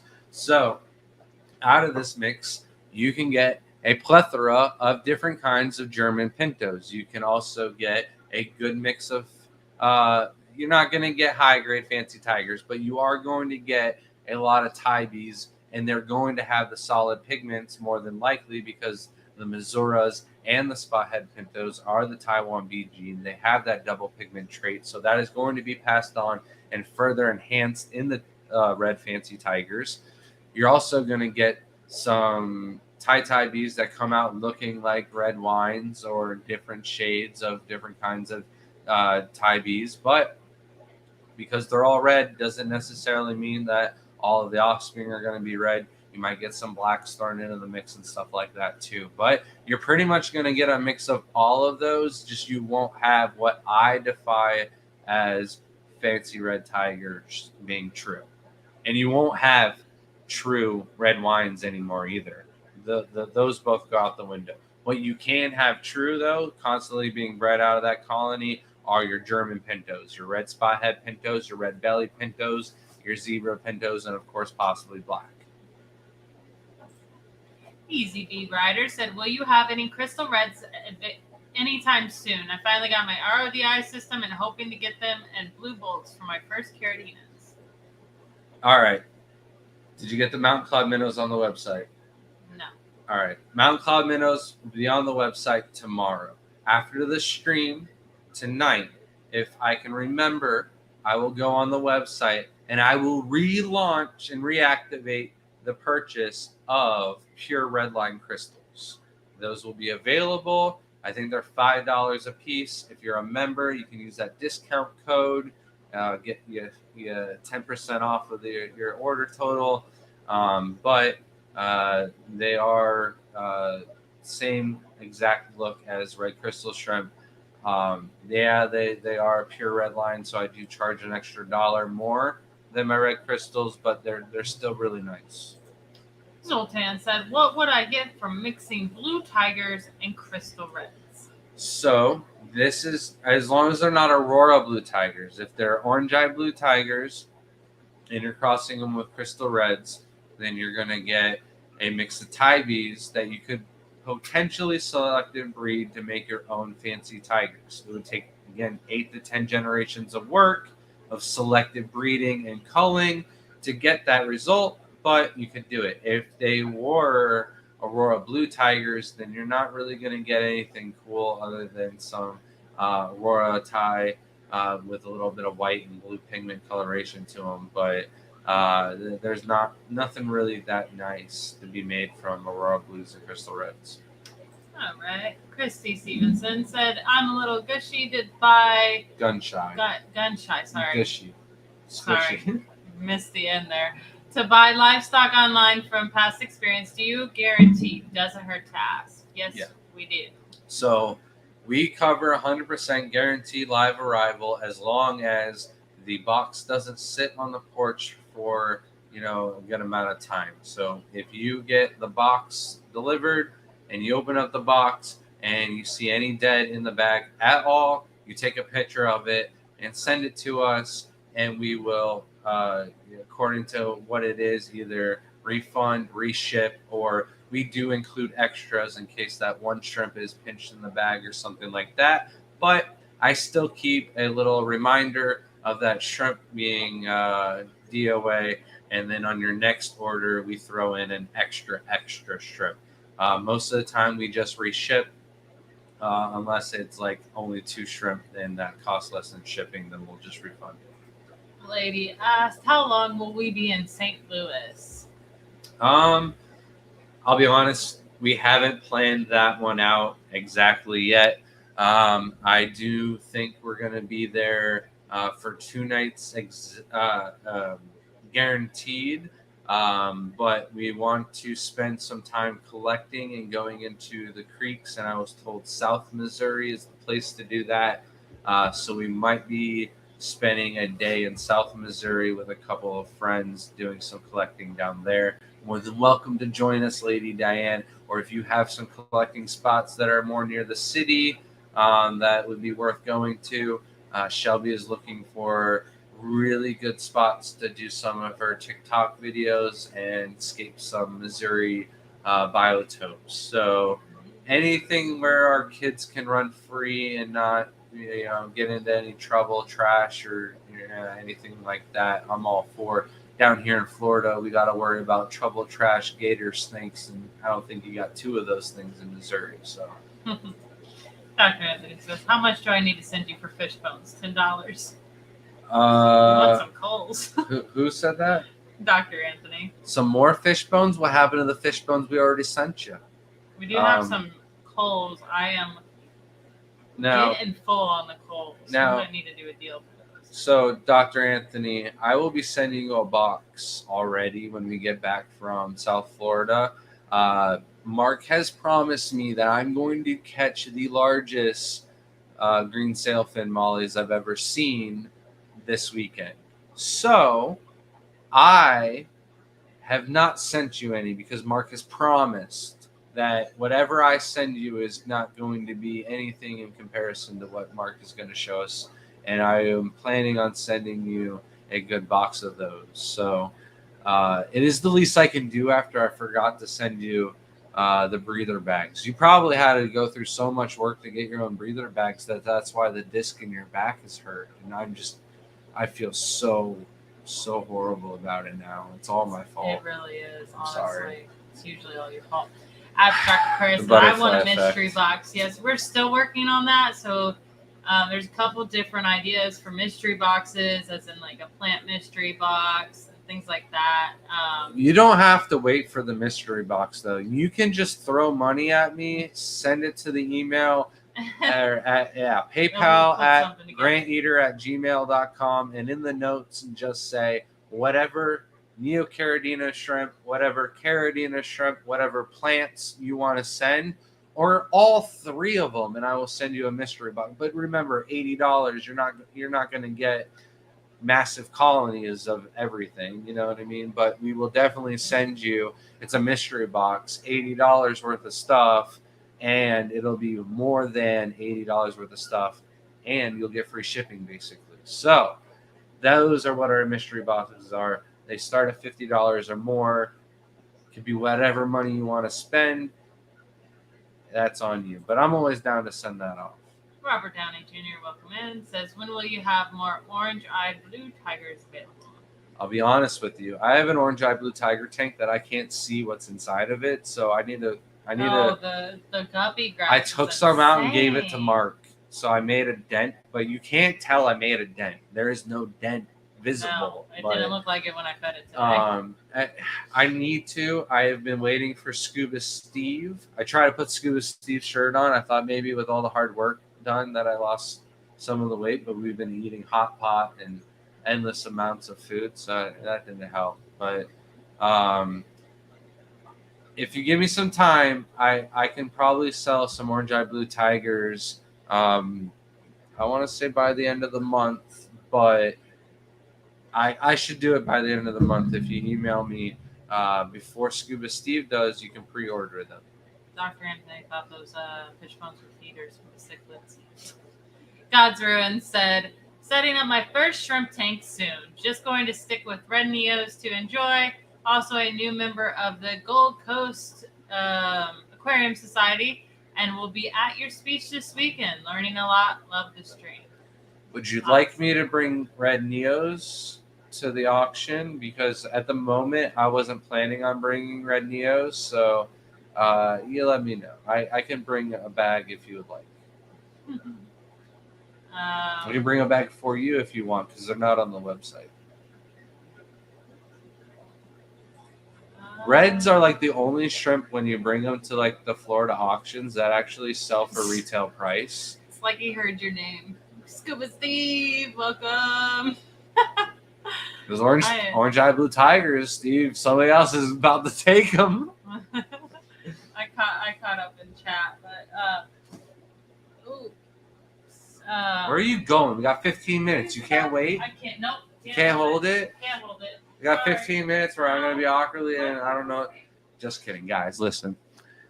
In the last week, we have done so much work. Just a little peek. This rack, I didn't get to it. There was no real maintenance done. But this rack is immaculate. Like every single tank is scraped. All the filters were done. I just said filters were done. All the water changes were done. And basically went through, pulled out any hard algae, washed off any of the mops and stuff like that were collecting any debris and stuff like that. I was ripping through those water changes so fast because we have our dual water change set up on 2 pumps, and then I have another pump that I've been running just for the Sulu SA shrimp and tap water only. All right, so Life and Liquid asked, do shrimp here taste and smell? Also, do shrimp differentiate light colors and frequency?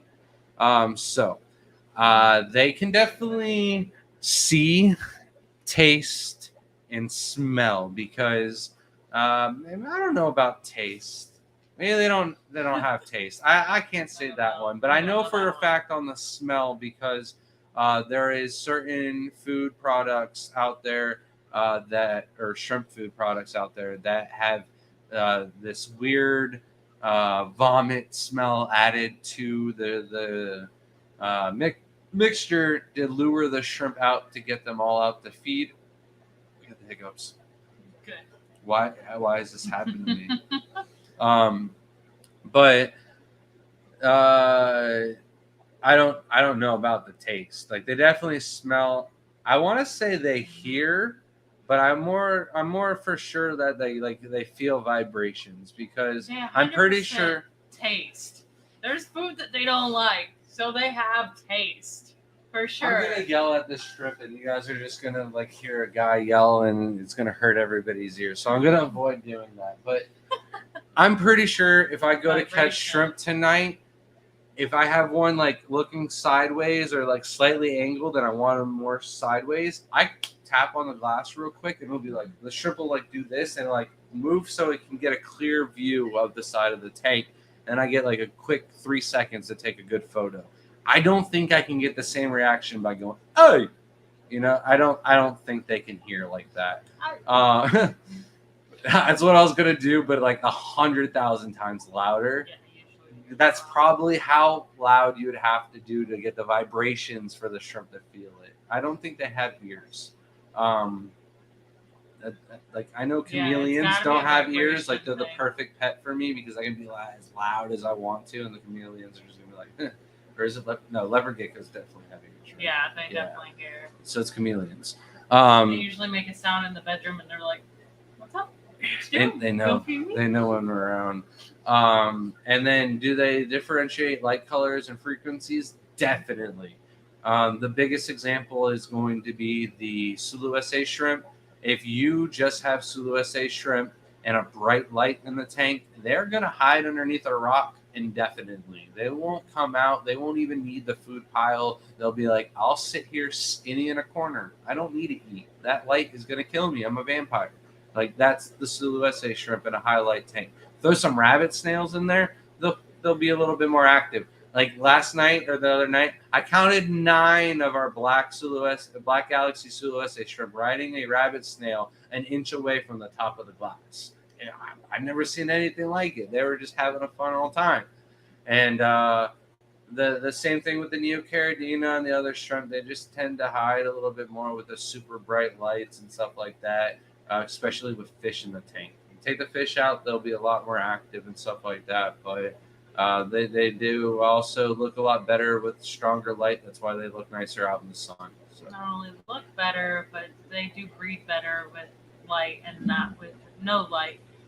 We have figured that out. You do have to have a consistency of a good light on a tank, or they will not breed very well for you. But one of the big things you didn't really mention, the mantis shrimp is actually the most common and thing to know about it is its eyes and the fact that it can see more colors than a human can. I think it actually can. I think it's the number one thing that can different light colors and different things and see different spectrums than that we can as humans, so, and other animals. So it's pretty cool to know.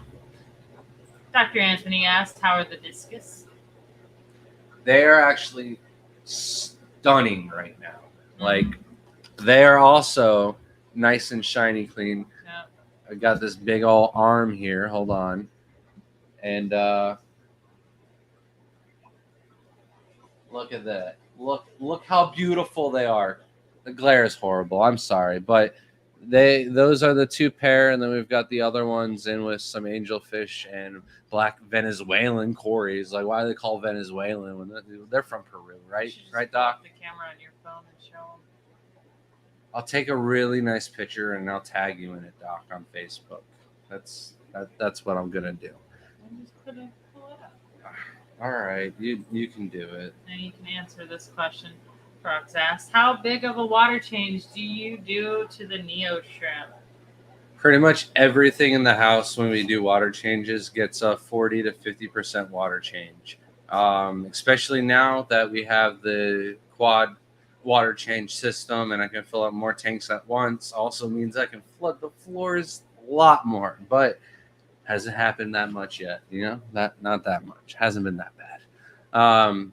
But with the Neocaridina and Caridina, as long as you're matching up the parameters and staying on top of it and being frequent, you're not going to have any issues with large water changes. You're going to have issues with water changes if you go 2 years without doing water changes and all you're doing is tapping off with a little bit of tap water or something like that, and your TDS went from 150 to over 1,000, then yes, of course, I got to mute you though. Oh, you're already muted. Then of course you're going to have a lot of issues with algae and stuff like that, as well as your shrimp. You do a large water change and you go from 1,000 down to 150 again. Those shrimp are going to go in shock and stuff like that. So if you're doing your 50% water changes every other week and you're not topping off, you're got a lid on the tank and the evaporation isn't that bad, then the water parameters all match up and you can do as big of a water change as you need to. We do 40 to 50% just because I feel like the moss grows better and it keeps the algae issues pretty much non-existent in 90% of our aquariums. Like, we've got 390 aquariums, and I think there's 10 tanks with algae issues. So I'd rather do the large water changes and have less algae issues. So yeah. Abstract Aquarius said, "Under black lights, do shrimp happen to glow naturally like glowfish?" So they shouldn't. There are some that do. So like the red steels, the crystal whites, and stuff like that, they definitely will. But Neocaridina shrimp, they really shouldn't. I do have a video on bacterial infections where we actually use a black light on it, like a yellow Neocaridina colony. And if one has a bacterial infection, you can actually see it glowing because it's got like a little white coloration going on with the muscular necrosis where the tissue of the shrimp starts to turn white, right?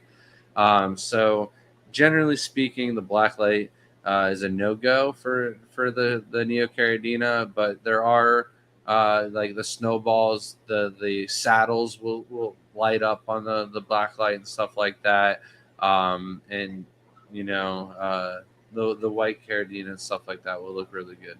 I do need to redo that bacteria infection video because like our mineral junkie, if you feed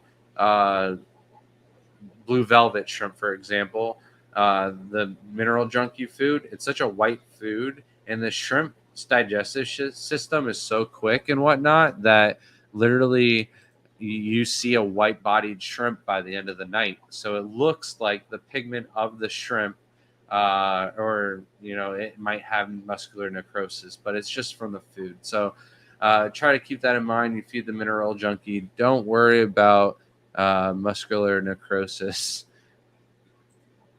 That's what I just clicked on. That's what Shelby clicked on. Are you going to do the next one? Am I doing it? What are you doing? I'm so confused. What's going on? Been a while since I caught live. Got some red galaxies a while back, and since then I've been breeding. I have my first party crossing yours with some Clemente. Still my favorite shrimp. No worries at all. Yeah, Clemente's got some very nice shrimp. He's another one of the upper echelon of shrimp breeders in the United States. Definitely trying to set it to close the gap. I think you're missing some of these questions. Oh, you skipped over vibes because you asked what bacon and crease cheese. I gotcha. Oh, all right. Back to Nathan. And Abstract Aquatic said, what house plants that are aquarium friendly is not shrimp safe in your experience? None of them have been dangerous so far.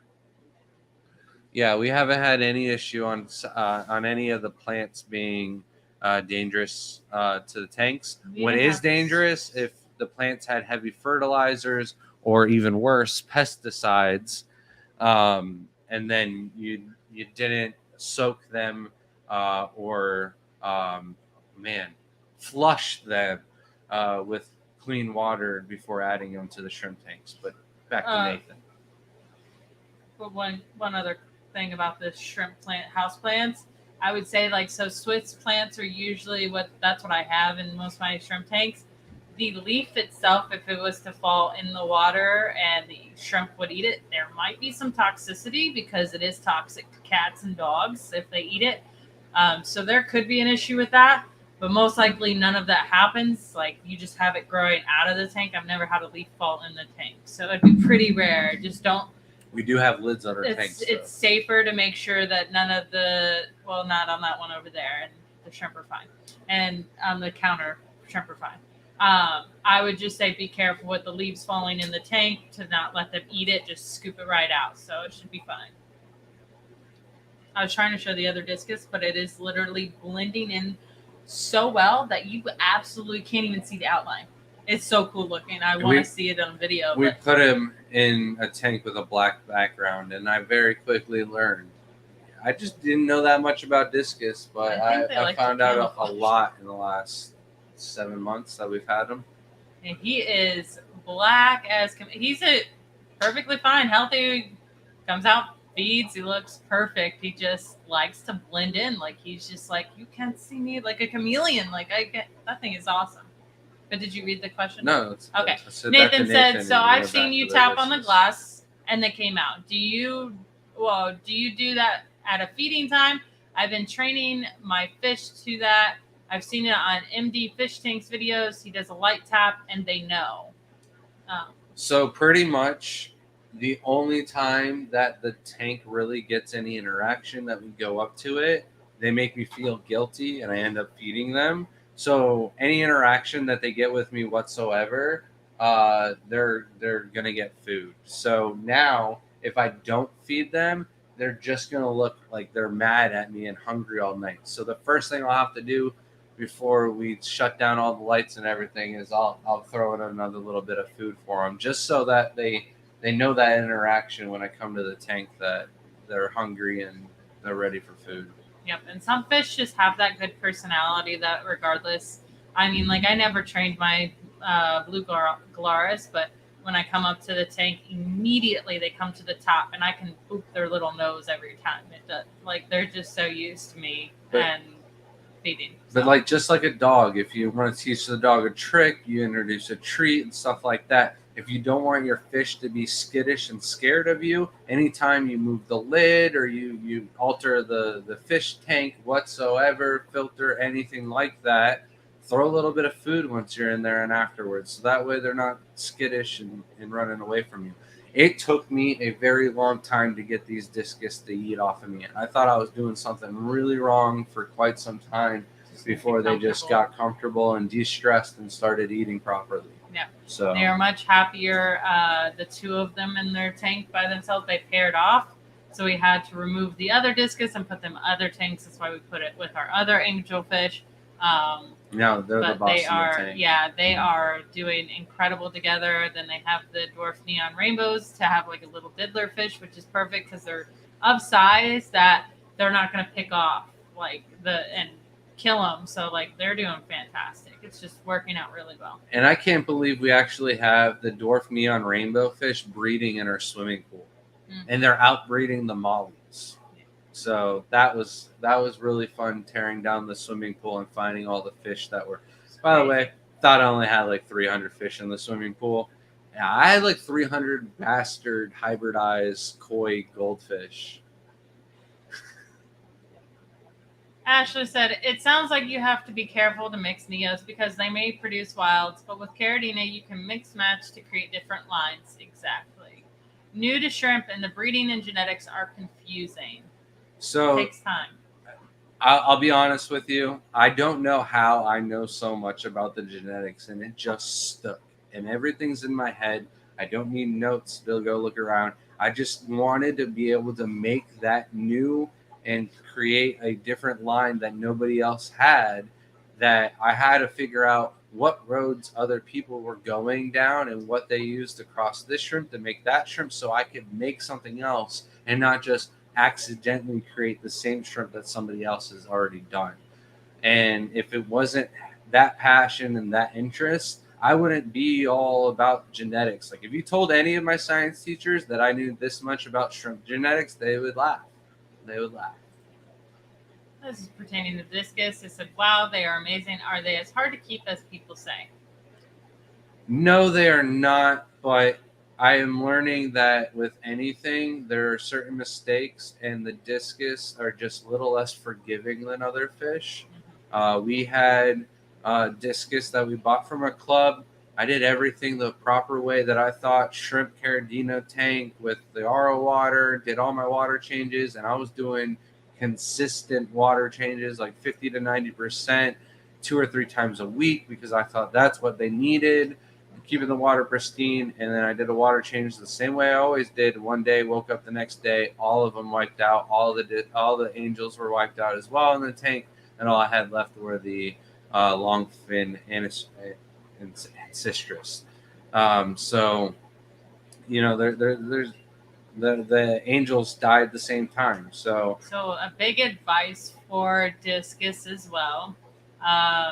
One big thing that we kept running into is unhealthy discus. So we got these from Dr. Anthony, who took very good care of them, made sure that they were parasite free and disease free, took good care of them. Most of the time, a lot of importers and things like that don't know how to take care of their fish or quarantine them and make sure that they're okay before they pass them off to someone else.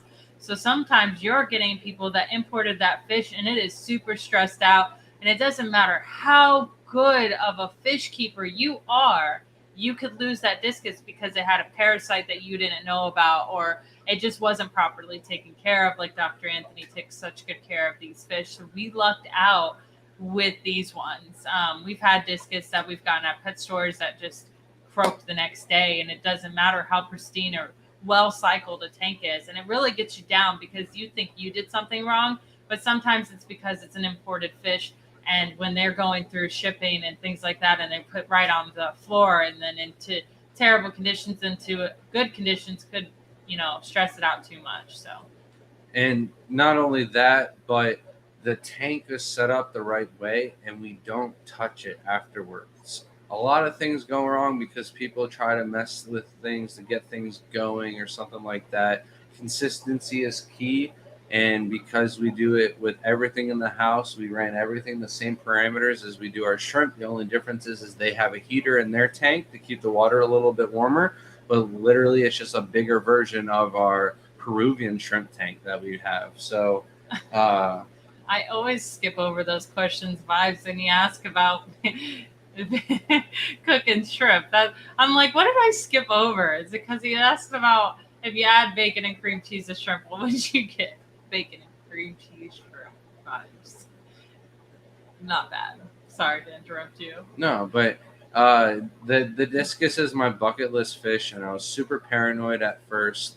But the doctor just, hey, you're doing everything better than what most people do. Keep doing it. And he was saying most people have the problem with not feeding enough discus, and that kind of stuck in my head. So Shelby's over there feeding fish. I'm also trying to feed the fish, and together we're probably doing it right. Yeah, we're doing So. overfeeding some days, but we take care of it. But I don't feed anything else other than the discus tanks and the pleco tanks because you can't overfeed. I can't those. fight with him. Like So, I tell him all the time, like, leave the fish to me. But he's like, no, I love my discus. It's not happening. I'm like, all right, then we're both feeding them. We're just gonna have to plan this out better. and the other thing I also feed is the CPD tank. So if you're wondering why our CPDs are so big, plump, and healthy, it's because she feeds them, I feed them. Algae grows in the glass. They get bigger water changes more consistently because it's like the first thing you see when you walk in the front door. And a big thing we learned this weekend with Joel being our speaker is the pheromones in the water. If you're not doing your water changes, there's certain things that other fish or shrimp are passing into the water to the others that could be slowing them down and reducing breeding and other things like that. So showing more tanks is definitely something we want to do. Tonight we had a topic stream. Say Monday we come home and we don't have a topic stream or something like that, and we're going to go over our trip to South Florida. Maybe we'll go around and show a couple tanks as well. But tonight we definitely had a really nice live stream on the topic discussion. I really enjoyed it. David, I forgot to say I loved your thumbnail picture, but it's topics like this, the genetics, the more people that watch this that get interested in wanting to breed their own fancy red tigers who are more strict with their standards and hold a higher degree. The Japanese hold a higher standard when breeding koi fish. Well, if the Americans start breeding and hold a higher standard for our shrimp than the rest of the world, then we can start charging that premium price that Japanese will get for their koi fish. So we need to do that as a community and stand our ground. Yeah, see, pothos are completely safe to everything. The one I was concerned about is Swiss Plant. It's completely different. It's a Monstera. There's a vining one I have in multiple tanks. I don't have a cat, so I don't worry about it, and the dogs aren't going to get it. But that would be something to be worried about. It's completely different. Pothos are safe for everything. That one way to see if a plant's toxic to things is actually by looking up safe plants for chameleons. We'll actually tell you which ones, because any toxicity to chameleons can kill them, and the same will go for most animals. So that's a good way to look up if a certain house plant is good for a tank. And yeah, Doc, I didn't know this until I had to separate them because the discus were being bullies. So I moved them into the only tank that I thought was worthy enough for the discus. Very clean. And I learned that real quick. So it's like a Batman fish now. If it's bad for their health and not just I don't know. I just thought they would color up. I didn't think it was bad for their health. But if it's bad for their health, absolutely, I'll get them out of there. But during water changes and feeding, he colors up and he's not as black. So I didn't think there was anything wrong with him. Just the color. If it's just color, I'll leave him in there. But if it's actually stressing him out and bad on his health, I do have a tank down below that is just a mosh pit right now. So he can go in there. Yeah. There's no background. Which one? Oh, I don't want him in that one. We will get a tank for him eventually. I think we need to get the awesome sharks out of the garage and then maybe put him out in that nice tank out there because that's also a canister filter. So, Life in Liquid said, "Will shrimp and or ice spots crawl out onto immersed plants?" They will.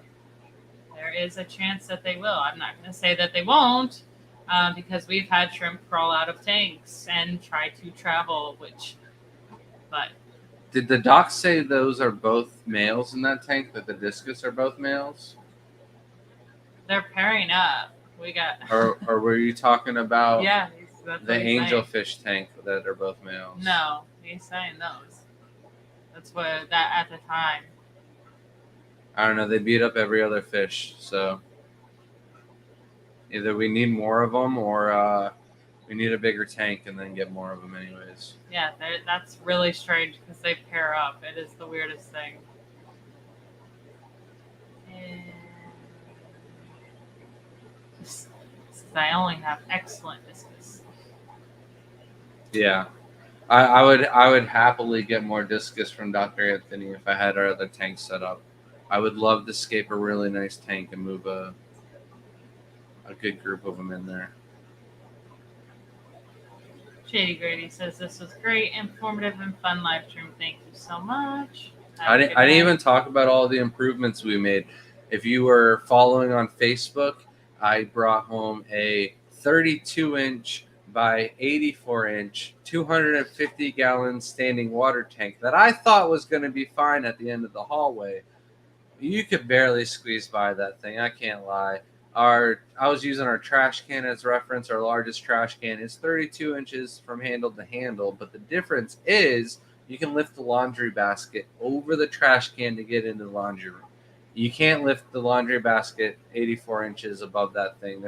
There was only like 4 inches clearance from the roof, or I think it was like 8 inches clearance. It was 90, 92, 96. So it wasn't that, you know what I mean, that convenient. So we knocked out a junk table in the garage that we're basically using for shipping supplies and airline supplies. So whenever we needed filters or needed to build an airline, that was basically our table for doing that. We don't need a whole table for doing that. So we cleared that out and then cut one of the shelving, it was like a little shelf that we used to hang hats and stuff on, and got that out of there, put the standing water tank in the garage, and it only took me 2 days to flood it. Professional. Matt said, on the flip side, if you wish Shelby would talk more and not Grant, also leave a thumbs up. David said, I forgot. I have black body, red tail, black galaxy. Is it one of those mutants that won't breed? All right, so the black body, red tail galaxies. There's certain pintos and stuff like that'll have both pigments. A lot of the time, one will like thicken out and they'll both be the same color by they fully mature. Or are you talking about it straight down the middle? We have a video on that, the Half-Siders video. It is basically a mutation, and it's mutation It's mostly black on the body, genetic. red tail. Okay. That would be amazing if you could keep those going. Yeah, it would be good. Trying. But that doesn't sound like a half-sider, so the genitalia and everything like that shouldn't be all messed up. But the half-sider, sometimes you can get one half as female, one half as male, or you can get both halves are male. Like Dr. everything Anthony can get messed says up with those. that it's not the health, it just blends in with the black background. And I mean, it blends in so well. I mean, legit, I could not. So I could see it from the side because it's like right up against it. But then you go to the front and you can't see it at all. Peters, what is your discus identify as? Me, I thought they were male, female. The way they they were picking on all of the other fish in there. As soon as we only have the two together that were pairing up and constantly swimming together, perfect. Super happy, super healthy, and that's crazy to say that they're both male. Shoot, bless me. Excuse me, sorry. That tank is huge. It's only a 55.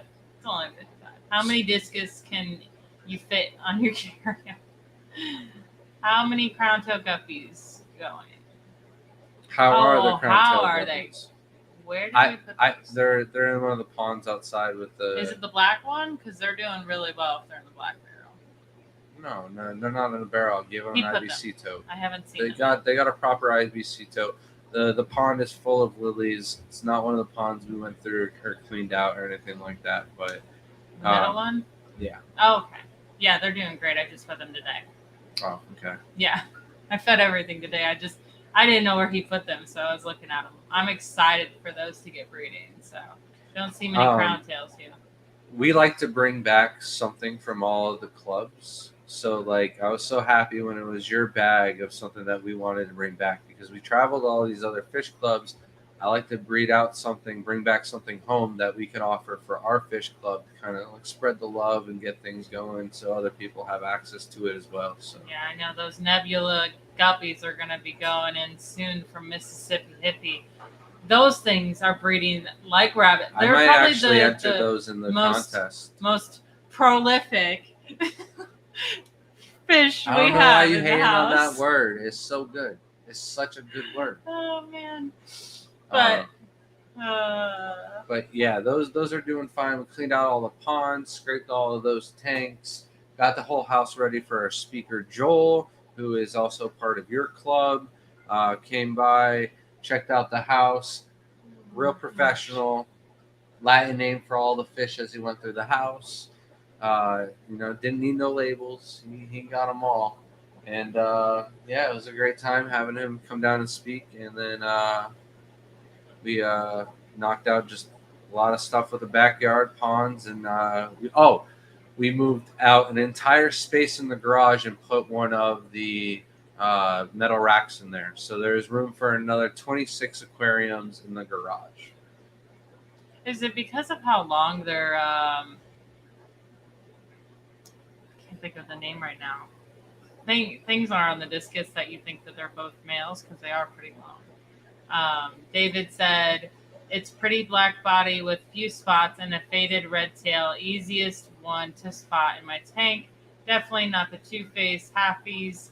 About half grown now, about 6 to 7 months old. Ooh, it'll probably just get prettier. The other thing is sometimes it's so red that it's black. So it's really hard to tell between the dragon's blood, not the blue dragons, blue calcios, but if you look up the shrimp spot back in the day, dragon's blood was what you called the red wines that were so red they were showing some black hue to them.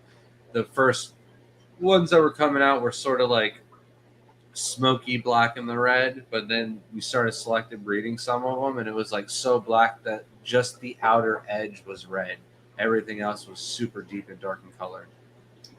He only told me this like 100 times when he was here that the dorsal fins are pointed, females are rounded.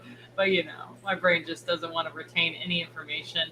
I would literally be able to tell you like 20 times the name of Achilles fish, but like when someone like puts me on that spot, I'll be like, I don't know. Something's wrong with my brain. Christy said, how do you find clubs? Clueless. It really depends on what area you're on, whether you actually do have clubs or not. But mostly Facebook. Try looking up your area. Like ours is the Aquatic Club of Pasco County, so it could be a county. There's Lancaster County, so Tampa's a club, Tampa Bay Aquarium Society. However, Corey from Aquarium Co-op has something. I don't know if it's on his website, but if you went into the Aquarium Co-op Facebook group page and was like, hey, I heard there's like a link or something to all the fish clubs near me.